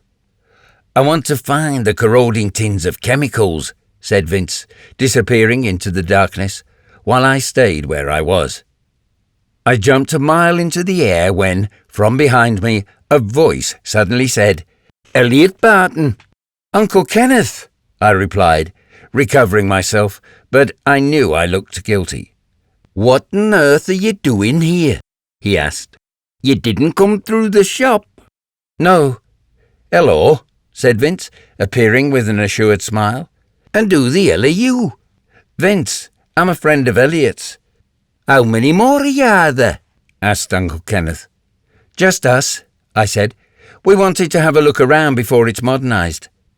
I'd charge you £1 each, said Uncle Kenneth, but we don't offer guided tours. Vince said, He's a Geordie. Give the kid a banana, said my uncle. Like you, Elliot, Vince clarified. He's another foreigner, but he's even more northern, so he's acceptable. Out, both of you, Uncle Kenneth ordered. It's not safe in here." "Why?" asked Vince. "Because of the dangerous chemicals. We disposed of those." "What did you do with them?" "We donated the lead paint to the local playgroup," Uncle Kenneth said. His voice was so lacking in humour, it sounded as though he might be telling the truth. "We're saving the barrel of HCB for bonfire night," he said. "What's HCB?" Vince asked. "Hexachlorobenzene. It was a fungicide banned in the mid-70s. Don't they teach you anything at school?" I said to Vince that perhaps we should leave, and he nodded his agreement. "And don't come back," Uncle Kenneth called after us, and I could not tell if it was meant to be a joke. "He's not your Uncle Ken, then?" asked Vince as we walked down the York Road a few minutes later, away from the shop. "He's not Ken to anyone, and he's not even my real uncle. He's my dad's cousin." "He's okay, though," Vince said. "After all, he could have given us a right bollocking." Vince lived on the other side of town, the new side. His house was semi-detached and had a large front garden filled with fussy topiary. Indoors, it was stylishly and minimally furnished. His mother was a little standoffish, but she offered us Coke, which I was never allowed at home, and told us to help ourselves to biscuits. She seemed very sophisticated compared to my mother. Mrs. Reynolds asked why we had moved to Thirsk, and I would have answered, but Vince took it upon himself to give her a précis of everything I had told him. He also explained that my father had bought the ironmonger's and was going to modernise it, but he didn't admit we had broken in and had been thrown out. Then we talked about Mr. Ovenden, and I let Vince take rather more credit for what happened than was really the case. Vince was pointing out which other teachers should also be sacked when his father came in at the back door. Mr. Reynolds said to me, "We had hoped Vincent would go to Ripon Grammar." "But I failed the entrance exam," Vince proclaimed with triumph. "Don't be taken in," said his father, removing his shoes. "Vincent wasn't clever enough to fail the exam on purpose." It was appropriate that Vince's father had a Dennis Weaver moustache, but he didn't look like a policeman to me. He appeared too old. Mrs. Elliot suggested we go out and play. "But I want to show Elliot my books," said Vince. "He's interested in religion as well." His father said, "Nobody who knows what a policeman sees could ever believe in God. Not a loving God, anyway." "We don't believe in such superstitious nonsense," said Vince, and I was pleased he was including me. "There's nothing quite so comforting as certainty," said his mother. "Now get out from under my feet." When I had first entered Vince's house, I decided there was not a thing out of place. But then he took me up to his room, and I was not prepared for the chaos with which I was confronted.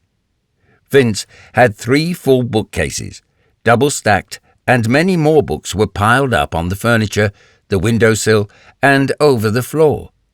I had, perhaps, 50 books in my collection, and I had read all of them. But Vince couldn't have said the same about half of his. The other difference between our collections was that while my books were sometimes second-hand, they were generally in good condition. Vince's, though, were all tatty.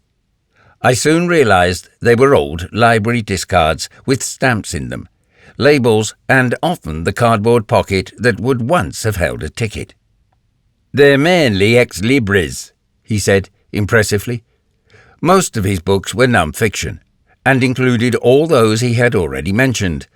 But there were others, again, written by Lyle Watson, Jacques Berger, and authors I had never heard of. Over the next few years, I borrowed and read most of them. I even acquired several for myself, but before that, he showed me where he had found them. By the mid-1980s, Thirsk's redundant World War II airfield was simply one huge field of wheat, but it retained the concrete perimeter road and the decaying remains of brick barracks and control towers. "It's like something out of the Dam Busters Or 633 Squadron, I said, as we neared the buildings. We were keeping to the line of a hedge, hoping not to be seen. All it needs is chairs and card tables left scattered by the ghosts of long-dead airmen, Vince agreed. Bombers took off from here, flown by Canadians. Some say you can still hear the thudding of their engines on quiet summer nights. I didn't need any ghost stories to understand the airfield had atmosphere. The Second World War continued to be fought on television at the time. Vince was already talking about Colditz and the war films shown on Saturday and Sunday afternoons.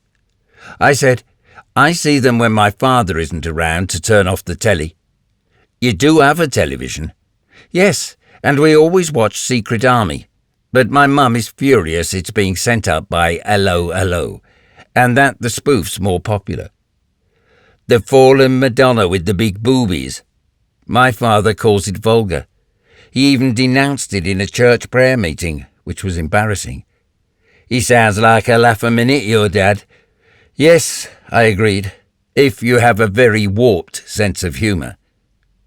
Vince took me past a series of low asbestos-roofed structures where crashed Saabs were taken apart and rebuilt, and another area with piles of timber where someone made fence panels and trellises.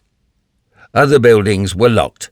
Vince tried the doors, but at the far side of the airfield there was a compound dominated, on one side, by massive bales of paper in a huge pile. Through the metal links of the fence, we could see a muddy yard and a long brick structure with a large hydraulic press in front of it. "What is this place?" I asked. "It was once a barracks or mess building. I've never worked out which. But now they collect waste paper here for recycling. It's mainly old newspapers, but they also accept books that have been chucked out of libraries. The press crushes the paper into those bales during the day, and they use a forklift to pile them up. Every 6 months or so, when it's as big as a house, the heap mysteriously disappears, and the construction starts again. I come here in the evenings or at weekends." I was not keen to go further, but once again Vince persuaded me to follow him, and we trespassed. Beyond the compound was a stand of trees, and pushing through them we disturbed dozens of raucous crows who fought and flapped above us. Vince was making for a piece of board that covered a position where the fence had rusted away. We crouched down to get through, trying not to snag ourselves on the tendrils of rusty wire. Vince then crossed the yard carelessly, while I tagged after him with rather more caution. "Nobody ever comes here out of business hours," Vince tried to encourage me. By the hydraulic press there was an open door to the building, but in front of it was a pit. The hole was only 3 feet wide, but it was 5 feet deep, and the sides and bottom were lined with unforgiving oiled steel. Psychologically, it was a great distance. "The paper is dropped in here," said Vince. "Then the press rams it into bales. We just jump over." "I don't do athletic stuff," I told him. "Nor do I," said Vince. "But it's easy. I'll mark out the shape in the mud so you can practice jumping it 2 or 3 times. "Can you keep a secret?" I asked, and Vince assured me he could. I hadn't wanted to tell anyone about my brittle bones, but I didn't appear to have an alternative. "Fair enough," said Vince. "It's up to you whether or not you come in." Before I could decide, he was over the chasm and lost to the darkness beyond. I stood there for a few seconds, but then followed, leaping the hole with ease. Inside the building, it was dim and dusty, but I could make out the books piled up against the far wall in their hundreds, if not thousands. Hardbacks and paperbacks sprawled incontinently, falling open and on top of each other so the pages were all bent and creased. "Unless we save them," said Vince, "they'll all be shipped out, pulped and turned into bog roll." Vince produced carrier bags from his pocket and passed one to me. "Fill this up with whatever you fancy. When we leave, we chuck the bags over the pit before we jump back into the yard. We don't want to be weighed down." Looking through the books was engrossing. There were historical romances, many volumes for younger children, guides to shortwave radio and television, incomplete sets of old encyclopedias, and numerous books in German. But I found quite a few attractive horror anthologies in garish yellow dust jackets, and a series of science fiction adventures. Vince unearthed a number of fairly new books on military aircraft and some out-of-date ones on spaceflight, as well as several thrillers by Mickey Spillane. If anybody had arrived, we wouldn't have heard them, but Vince was right to say we would not be disturbed. At his house afterwards, we divided up the books. Vince had the collections of horror stories, and I had the Spillane books. Over the months, visiting the airfield once a week, my own collection started to look nearly as impressive as Vince's, and almost as untidy. We told ourselves we were saving or liberating the books. Without our intervention, they would have been destroyed. We were convinced it wasn't really theft, but we were careful to make sure nobody ever caught us. Once we'd begun reading, we would often realize the books we had taken weren't as interesting as we had hoped. We usually kept one or two of them from each raid, and the others we returned. Where else would we have disposed of them?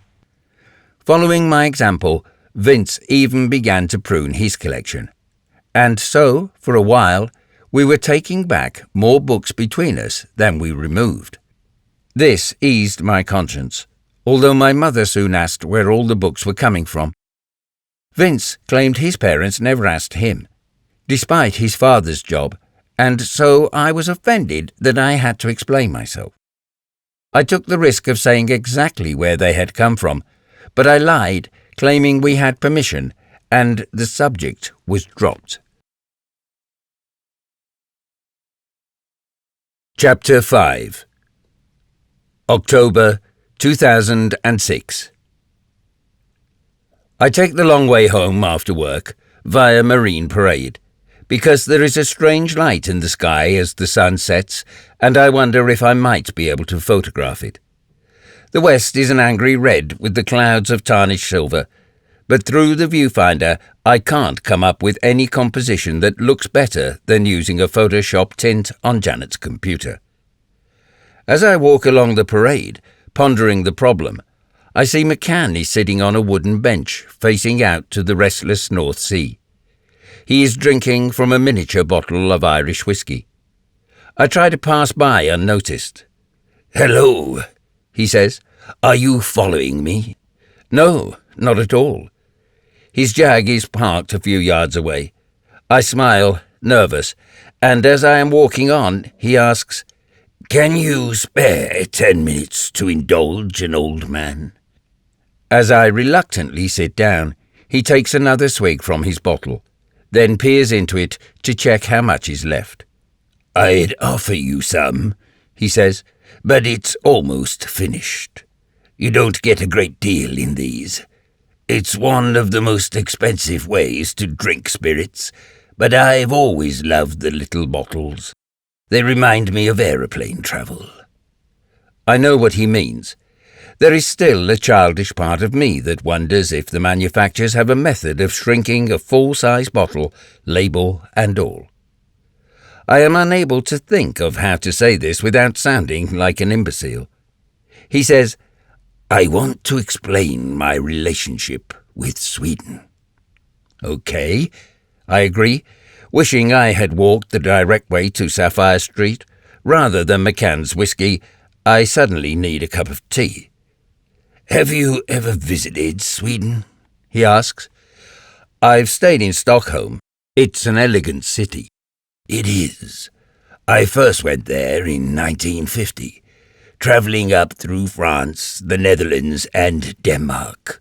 I took a handful of Baedekers wanting to see the sights en route. Inevitably, many of them had been damaged in the war or destroyed, Not a good time to go sightseeing. No, but I was going to Sweden, ultimately to find the grave of my father.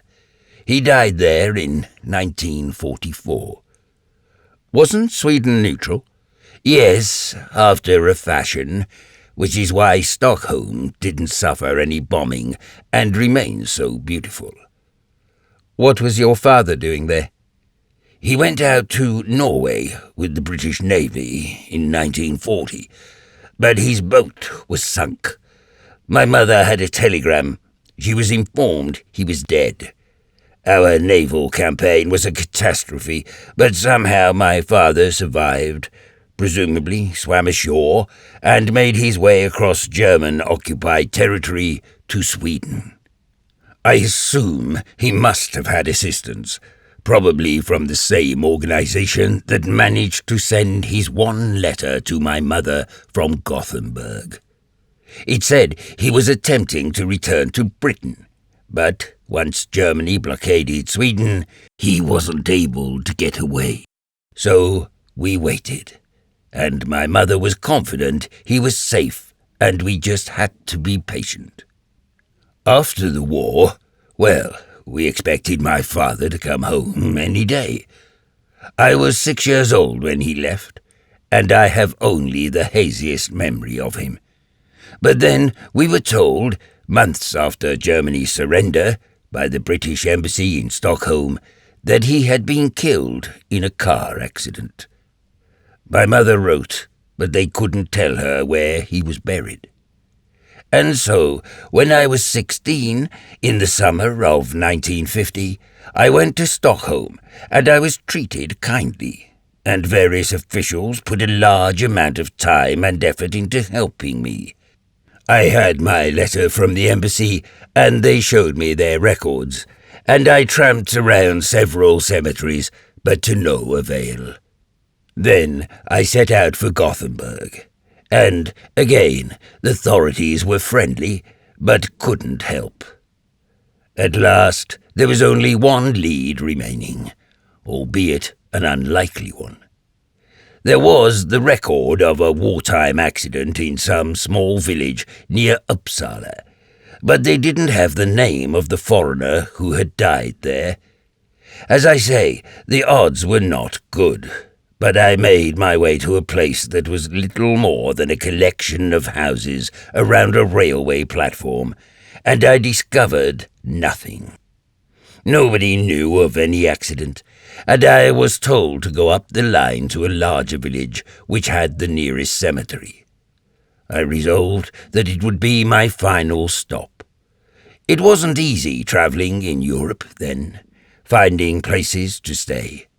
Sweden may have been neutral, but its people had endured all kinds of hardship, and they weren't ready to cater for tourists.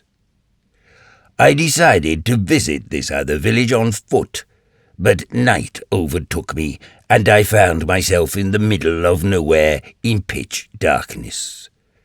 I was starting to panic when I perceived, in the distance, a faint, ruddy light.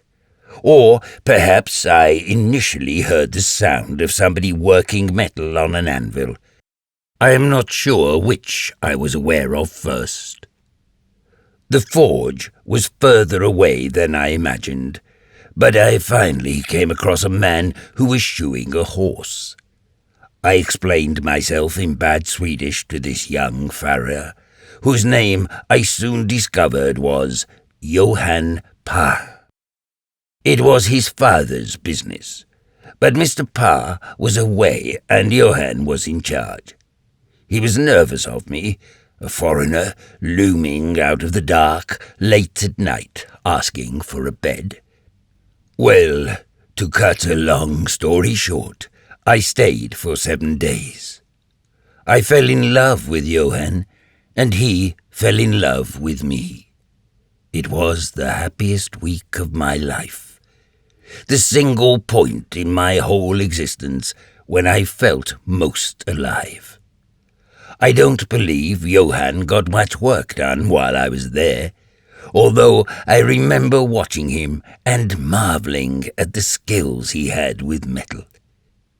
It's not often I experience the smell, but when metal is at just the right temperature, it gives off the most delicious aroma, like honey.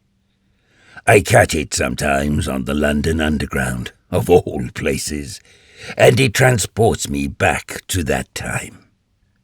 I treasure my memories of walking, swimming, and fishing in the chill sunlight of those few days with Johann. But then his father returned, and, sadly, I had to return home. I had commitments anyway. My mother had taken my father's death badly and was ill. And so I was home again in dull, bleak, loveless England, and I spent months writing earnest, passionate letters to Johann, learning Swedish, reading whatever I could find that referenced his country. He did the same in reverse, studying English in England. Did you ever get together? I visited him 2 or 3 times a year during the 1950s. My family had a little money, but he was dirt poor. And then, one day, in 1959, he stopped answering my letters. I had been planning a trip to see him, and I didn't know what to think. I put it off and put it off, but then I made up my mind to go. I arrived in the village near his forge late in the day. A celebration was in full swing. There were cars and trucks, horses and carriages parked haphazardly. Guests must have come from miles away, and there was a particular pony and trap I recognized. It was decorated with ribbons and bows. The entrance to a meeting house was all done up with flowers, and this filled me with dread. I had to make my way through a horde of children all running around, playing games slightly out of control. Inside the hall, it was packed with people all in their best clothes, eating and drinking, listening to long-winded speeches. There had been a wedding that afternoon. Johann. He had married a pretty local girl called Camilla. They sat at the top table at the far end of the hall, and the moment I walked in, Johann saw me, and the look on his face was one of horror. What did you do? What could I do? I was too late. If I had arrived an hour earlier, I might have called out in church, "You can't marry her! You love me!" Would you have done that? I was so angry it was possible. Now, I'm glad I didn't. But Johann's hypocrisy wounded me. How do you know that's not what he wanted? Because I talked to him eventually, and he tried to apologize. He attempted to explain his feelings, but they were confused, and by the time we could talk to each other, we were both very drunk. Everybody was drunk. It was dark, and I took him by the arm into a neighboring field, out of the way of the other guests. I demanded he tell me what he thought he was doing. He cried. He said I was his true love, but we couldn't be together. We weren't allowed that kind of happiness. I started to argue with him, but then something bizarre happened. Something I've never understood. Somebody came up behind me. Someone from the wedding party, I assumed, and Johann stopped talking. He stared at whoever it was, but I ignored them. I didn't care who heard what I was saying, and I carried on remonstrating with Johann, when suddenly I felt arms around me, pinning my own arms to my side. I was unable to move. I shouted for them to let go of me. I couldn't see who it was, but I knew that this person was shorter than me. I should have been able to shrug them off, but they were too strong. I continued to shout. I was angry, not least because there was so much more I wanted to say to Johann. But then I realized I was being lifted up. It was a sickening sensation, and a frightening one, and for a time I didn't understand what was going on. But then there was the beat of powerful wings, and the ground was falling away from me with such speed. I was up in the cold night sky, looking down on the dark field where I could no longer make out Johann. The lights of the hall and other buildings all receded to pinpricks. I screamed to start with. The icy atmosphere sobered me up quick, I can tell you, but my face froze so I couldn't make a sound. I couldn't dispute with whoever or whatever was carrying me, but even if I had been capable, the rushing air would have made it impossible for them to hear me. And anyway, I soon had this awful fear they might let me go, and I must have been miles up in the sky. There were occasional lights down below, passing under me, but I had no idea of distance or perspective. They could have been individual houses, or towns or cities, for all I knew. There were stars above me, and the disorientating strange illumination that was the aurora borealis. I've never been so petrified. It was as though a giant bird had taken hold of me. I could feel the terrific strength of huge wings as they pulled us through the air. I don't know how long I was aloft, and whether I was conscious for the whole journey, but I was finally set down and was free.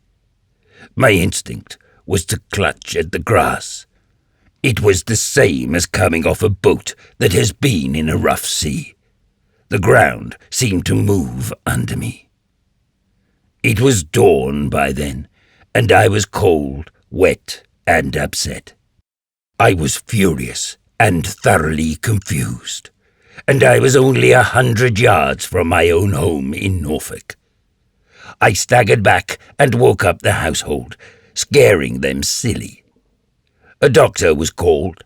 I spent a week in bed, less because of the physical symptoms of being out in the freezing night, but because of the mental and psychological disturbance.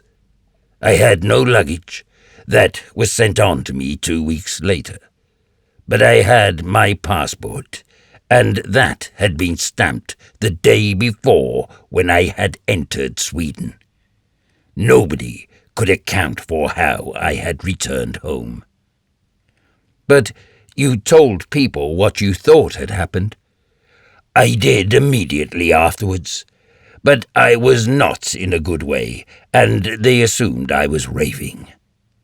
By the time I was recovered, I realized how fantastic my story sounded, and I stopped insisting on it. Did you contact Johann again? At first, I was too afraid, but after a few years, I almost convinced myself that I had misremembered events. After all, it was ridiculous, wasn't it? But I always believed there was, shall we say, unfinished business between myself and Johann. And so I wrote and asked if I might visit, purely as a friend. And I am glad we met again. I know I could never experience the same feelings for a woman as I do another man, but I was aware that Johann didn't necessarily share the same sentiments. He said he also loved Camilla, and I think he told me the truth. He admitted that he had been scared of our love. For all the faults of the modern world, it is much more tolerant now than it was back then. It is wonderful how the laws have changed over time. Wonderful, but too slow and too late for me and Johann. I asked him about the night of his wedding, but he claimed he remembered nothing. He had been too drunk. After that, I continued to visit, although less frequently. Johann and I didn't do anything we shouldn't have done. He and Camilla moved not far away from his father's forge, and somehow he carried on as a farrier. There were fewer horses to be shoed as the world became increasingly mechanized, but he did other metal working, fire guards, garden gates, and fancy pokers, things like that. He was grateful for my friendship and my faithfulness. I've not married, you see, and I have never had any other lovers. In truth, only one other person has ever expressed an emotional and sexual attraction towards me. I had written Persimon's Guide to Sweden, and was always going to and fro, keeping it up to date, seeing Johann.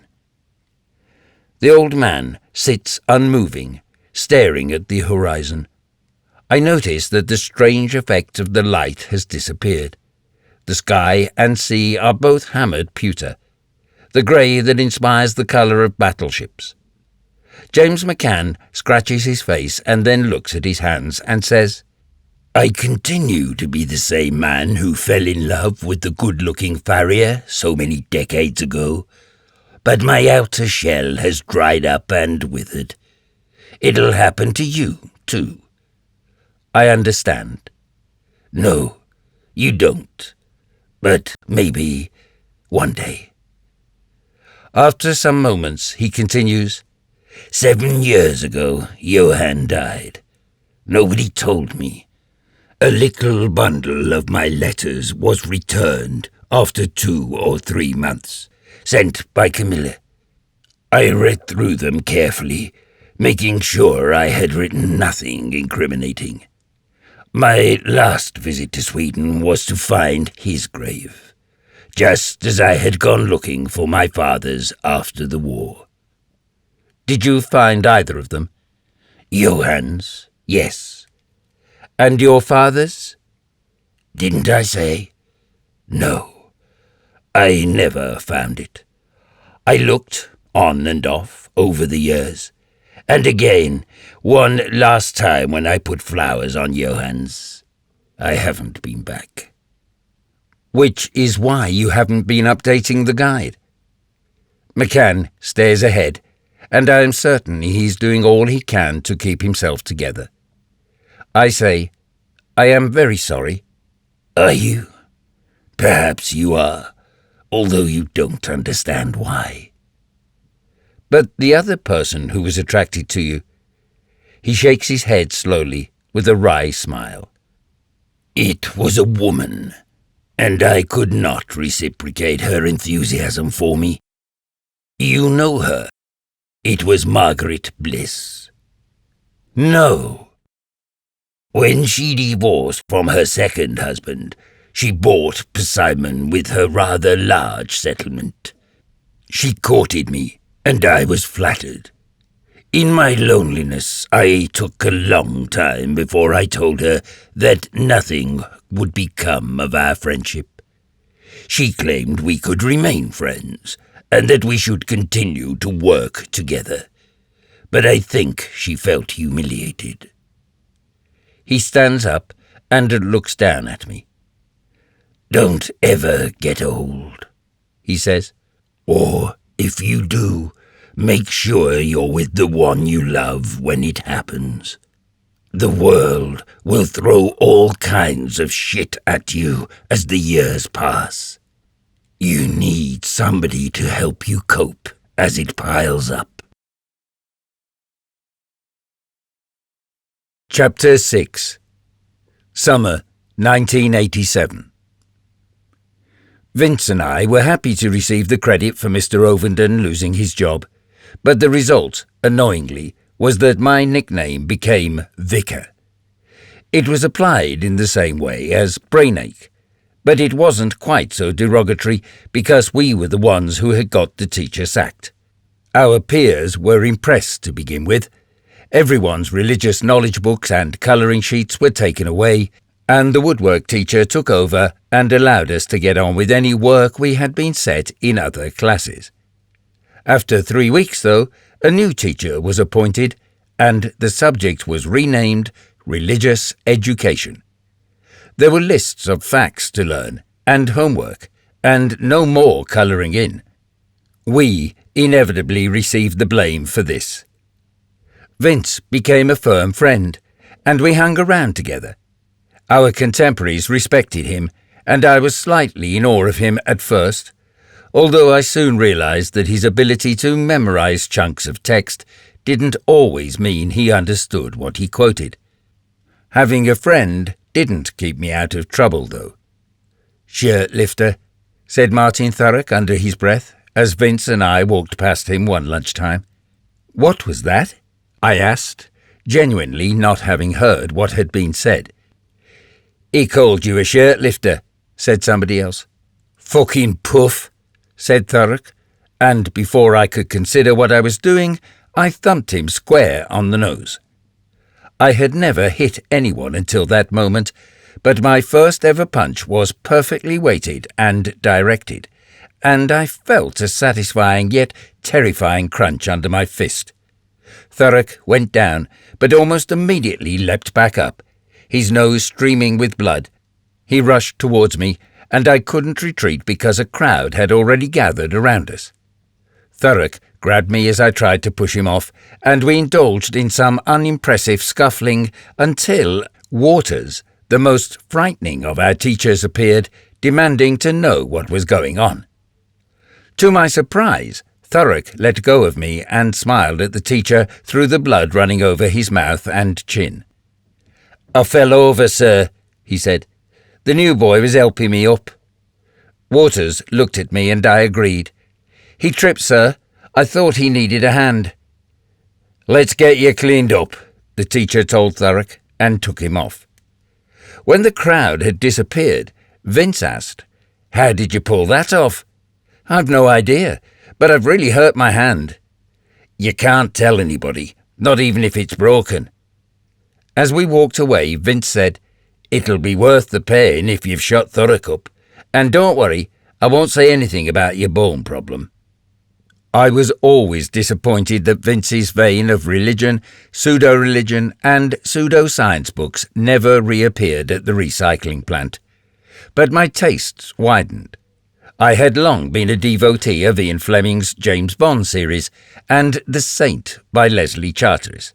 But I enjoyed the Mickey Spillane volumes, and then unearthed a whole load of Wilbur Smith paperbacks. I acquired rather a lot of Penguin Modern Classics, with uneven results, but I also started to read more non-fiction, and we both began to collect biographies and accounts of true crime. Vince and I swapped books and envied each other's better finds. I found a sumptuous pictorial guide to horror films and exchanged it for Vince's Secret Agent's Handbook. I was also pleased to end up with his copy of Cooper's Old, New, and Alternative Religions, although I don't recall what he had in exchange. I had often borrowed Cooper's book from Vince, but once it was mine, I read it from cover to cover. The author described all kinds of churches, shading into cults, and was a little dry so as not to seem too sensational. It was engrossing, but what impressed me most was the long, wordy introduction. The opening paragraph was oddly familiar. In Western Christian countries, there is a tendency to take for granted the established religion, treating the story of Jesus Christ as a dull pantomime that is dusted off every Christmas and Easter. For many in the West, the enforced repetition of the story has drained it of any interest or glamour. To an outsider, however, the birth of Christ might appear miraculous, and the crucifixion macabre, if not downright horrific. The concluding line was, "It is the aim of this book to discover why, all over the world, millions of people believe so many marvelous stories that they are utterly incapable of proof." In the afterword, Cooper suggested that people are predisposed to want an answer to the fundamental question: why are we here? And if established religions can't provide it, then they will look elsewhere. Even to the most unlikely pseudo-religions fall incredulously for any spiritual guru or New Age nonsense that is offered. Through negotiation and giving up certain books I would have preferred to keep, I also gained several other curious titles from Vince's collection, including Cults, World Religions, and You by Kenneth Boer, The Cult Explosion, an Exposé by Dave Hunt, and A Directory of Common Sense by Mark Haffenden. Vince and I were in competition for anything about ley lines and terrestrial zodiacs, the Loch Ness Monster, and the Abominable Snowman. But jumble sales and second-hand bookshops were a better source for such esoteric fare than the recycling business on the airfield. I kept these books out of sight of my father, although he was hardly at home once the ironmongers had been refitted. Somehow, my father did not find out what happened to Mr. Ovenden for over a month. But when he heard of the sacking, he was horrified. "I am ashamed any son of mine should get a teacher dismissed," he said, his head in his hands. "How many sons do you have?"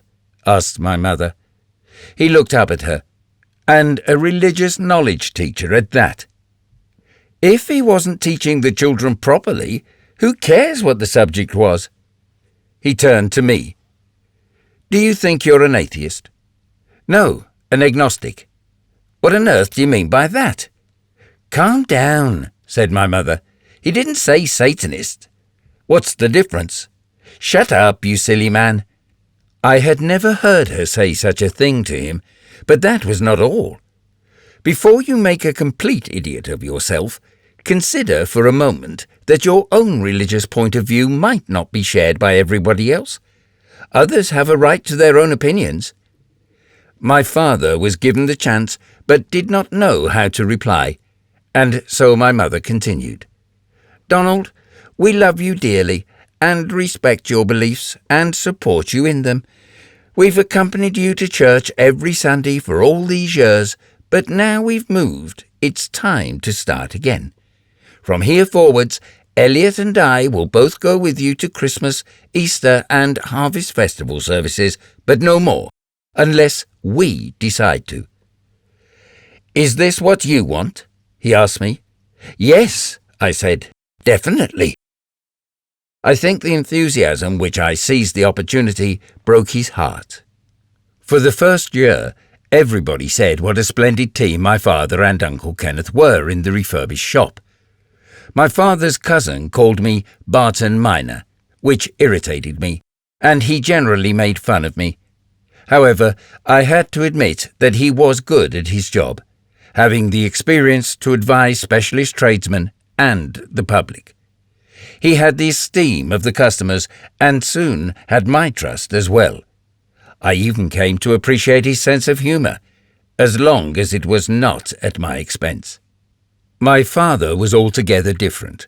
He achieved sales through sheer force of personality, persuading customers to purchase what he wanted to sell them, whether they required the product or not. He would talk them into parting with their money in a way which, to me, appeared both impressive and dishonest. Even after the refit, my father would constantly say the shop needed to be altered and further changes undertaken so it might look more modern and brighter still. He organised promotions, sponsored competitions in the local newspaper, and arranged for an advertisement to be shown one winter in the cinema. At school, I had the piss taken out of me for that. But Uncle Kenneth and my father started to argue. It was a low-level grumbling and bickering to begin with, and I didn't take much notice. On the rare occasions I was aware of the specific source of antagonism, I invariably sided with Uncle Kenneth, but none of their differences appeared to be important. I often witnessed this because I worked in the shop on Saturdays. Usually it was alongside Uncle Kenneth, But one morning I went to the ironmonger's at 8 and I found it locked. Normally, Uncle Kenneth would have opened up already.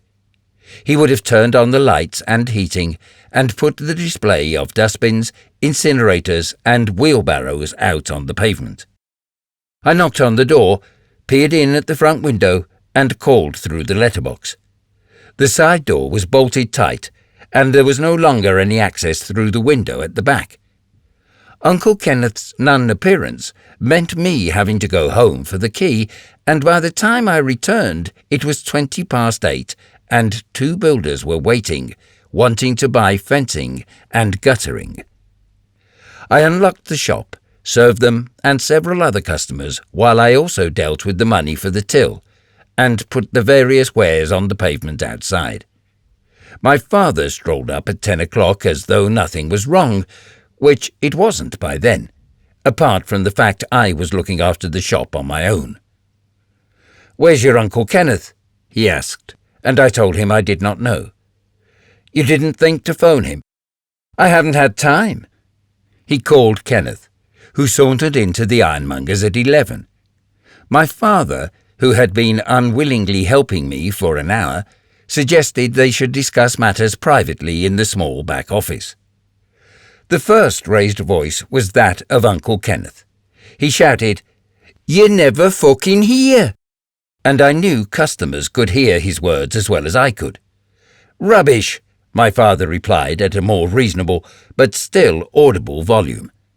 "I work as hard as you, if not harder, putting together deals, organising publicity, drumming up trade. But you've never put in a full day. 2 of us need to be in the shop serving customers.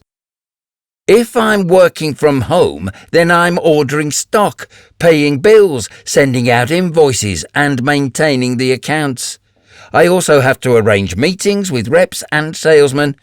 I don't enjoy attending conferences and exhibitions, but one of us has to.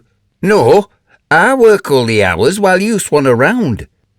You've always refused to acknowledge the extra I do. I'm in this shop from opening time to closing, 6 days a week, with only one very short holiday each year. Oh yes, arriving 5 seconds before opening and leaving the moment we close. What are you trying to say? It's not just about selling, Kenneth. It's getting people through the door in the first place. That's claptrap. You're too busy playing at being a county councillor, or you're working for your stupid charities, or organising events with the bloody church. The respect of our neighbours generates goodwill and custom, while I'm a miserable bastard for staying here and keeping the business running. You said it. For a while they moderated the volume, but later I could hear Uncle Kenneth declare, "You act as though all the decisions are yours to make. One of us needs to innovate, to move forward. But this is an ironmonger's, not a fancy department store." The argument continued for so long I almost began not to notice it. But then I heard Uncle Kenneth shout, "You can shove the whole thing where the sun don't shine. I'm clearing out." "Going where?" "To open my own ironmonger's, where I won't have to support your dead weight." "Not in Thirsk, you're not." "I wouldn't stay here if you got down on your knees and begged me. I've already found another shop." My father shouted, "All this behind my back, you fucking Judas." "I didn't raise my voice," my father said to my mother, and, unlike Kenneth, I didn't swear. It was as though he honestly believed what he was saying. Apparently, his father died last month. "Poor Uncle Kenneth," I said. Our ginger cat Marmalade was paddling on my lap, but not sitting down. "Nonsense. He's inherited a house and a shop." "But that sounds okay," I said, and then hastily added, "apart from his father dying." I expected to be told off for my insensitivity, but my father agreed. "Perfect for him. But for you too?" I was surprised he couldn't see the positive side. "Obviously you don't get along with each other." "He's been to the solicitors, making arrangements to dissolve our partnership. He wants me to buy him out of his half of the business. Where am I meant to raise the cash? All the man ever thinks about is money. He considers nobody but himself." I would have agreed if he had accused Uncle Kenneth of being moody and sarcastic, but I had never thought of him as greedy. It is a rite of passage when you realize a parent is wrong about something so important and isn't behaving well when confronted with it. "You'll just have to put in more hours behind the counter," said my mother. "And where will I find the time?" he blustered. "You can cut down on your other commitments." I could tell my father wanted to repeat the arguments he had so recently used with Uncle Kenneth, but my mother was quietly forceful. "And the paperwork can be done in the shop rather than at home. It won't be practical. There is no alternative, and I will have to start working part-time. No, we can hire staff." "And how will you pay them?" asked my mother. "Elliot can help, of course." "I'm already there Saturdays and holidays," I protested. The cat had only just sat down on me, but it sensed the tension. "A couple of hours every day after school won't hurt you," said my father. "We will pay you," my mother said, "but it might be at a reduced rate." "What about my homework and revision?" "You can do that in the office when it's quiet, like your father with his paperwork." "And if I want any kind of social life?" I asked, as the cat lost patience with me and jumped off. "You're starting your O-levels, so your social life will come second anyway." I would have said that it was coming third, but my mother's determination was not to be gained.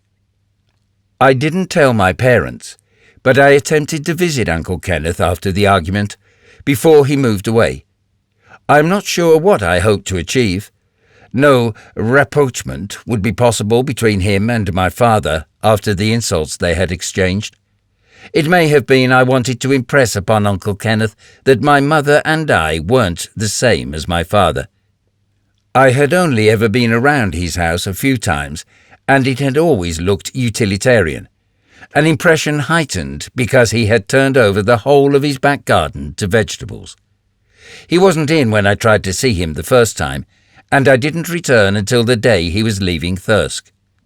There was a removals lorry outside, and the doors to the house were wide open while men carried boxes and furniture out. I walked round to the side where the garden had been levelled and newly sown grass was growing on a lawn that resembled a threadbare billiard table. Suddenly I lost my nerve and left. It was strange with Uncle Kenneth gone. I resented the extra hours I was expected to work in the shop, even if I did complete my homework in the office most evenings or on the counter. My social life wasn't curtailed as it might have been, but I had less free time to go to the airfield, liberating books. One memorable discovery I did make there on a dark, rainy afternoon was an Aleister Crowley Thoth tarot deck. It was amongst a pile of talking books, cassettes that had been put to one side because they obviously couldn't be pulped. We were wary of taking away any items that were not destined for recycling, but the temptation was too great. "Will you swap it for my copies of the Necronomicon?" asked Vince. "No thanks. I'm going to learn how to read the cards." "But that would make you a hypocrite." "Why?" "Because you don't think they mean anything. I'll give you £2 for them." "No. Anyway, you don't believe they work either." £5 then." "Why am I a hypocrite for wanting them, but you're not?" "Who was it told you about the airfield?" "I'm keeping them and there's nothing you can do about it." For more than a week, Vince was annoyed, especially when he saw me with the cards at school, and then at a party the following weekend. "He's a fraud," Vince announced to the group of friends sitting around me in a circle.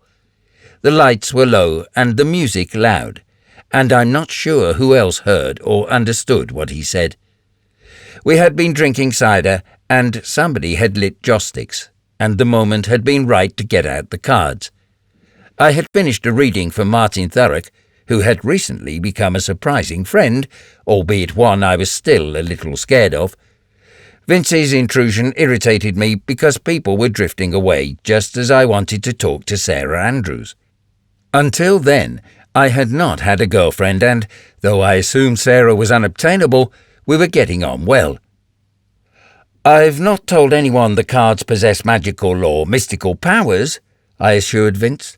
"Quite the opposite. You haven't had time to remember the significance of any of them.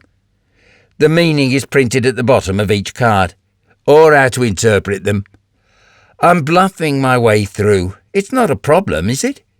You're simply telling people what they want to hear, or what I want them to hear. But what if they don't like your interpretation?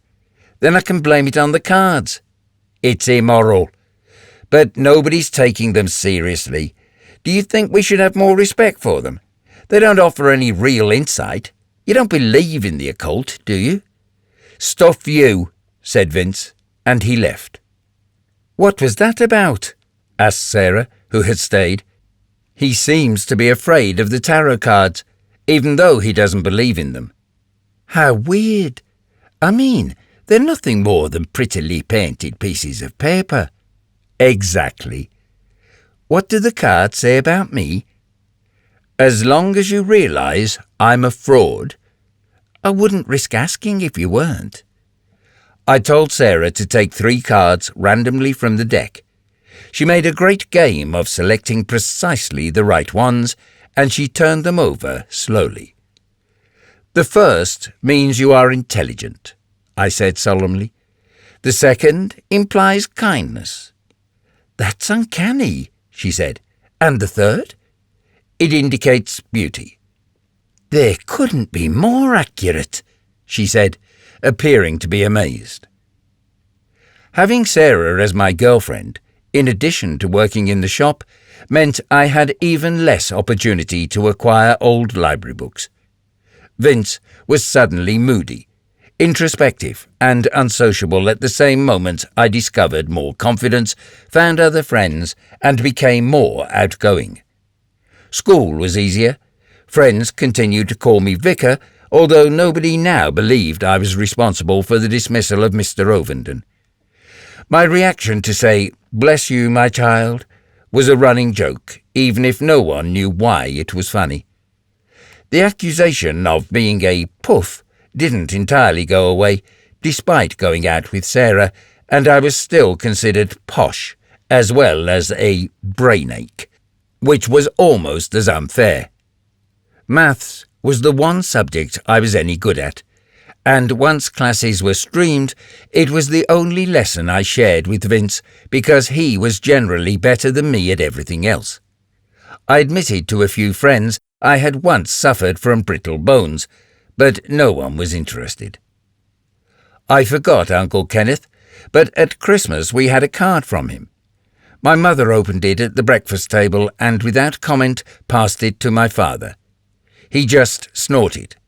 I didn't realise who it was from at the time, but my curiosity was piqued when I later saw the card in the rubbish bin. I rescued it and read the friendly message. "A happy Christmas to you all. Kenneth, 1 Sapphire Street, Saltburn." I kept the card, tipping it into my copy of Colin Wilson's The Occult. My father would be furious if he found it, but he was unlikely to open up that particular book. But whenever I looked inside, I read the address, 1 Sapphire Street. I could not begin to imagine how such a house might look.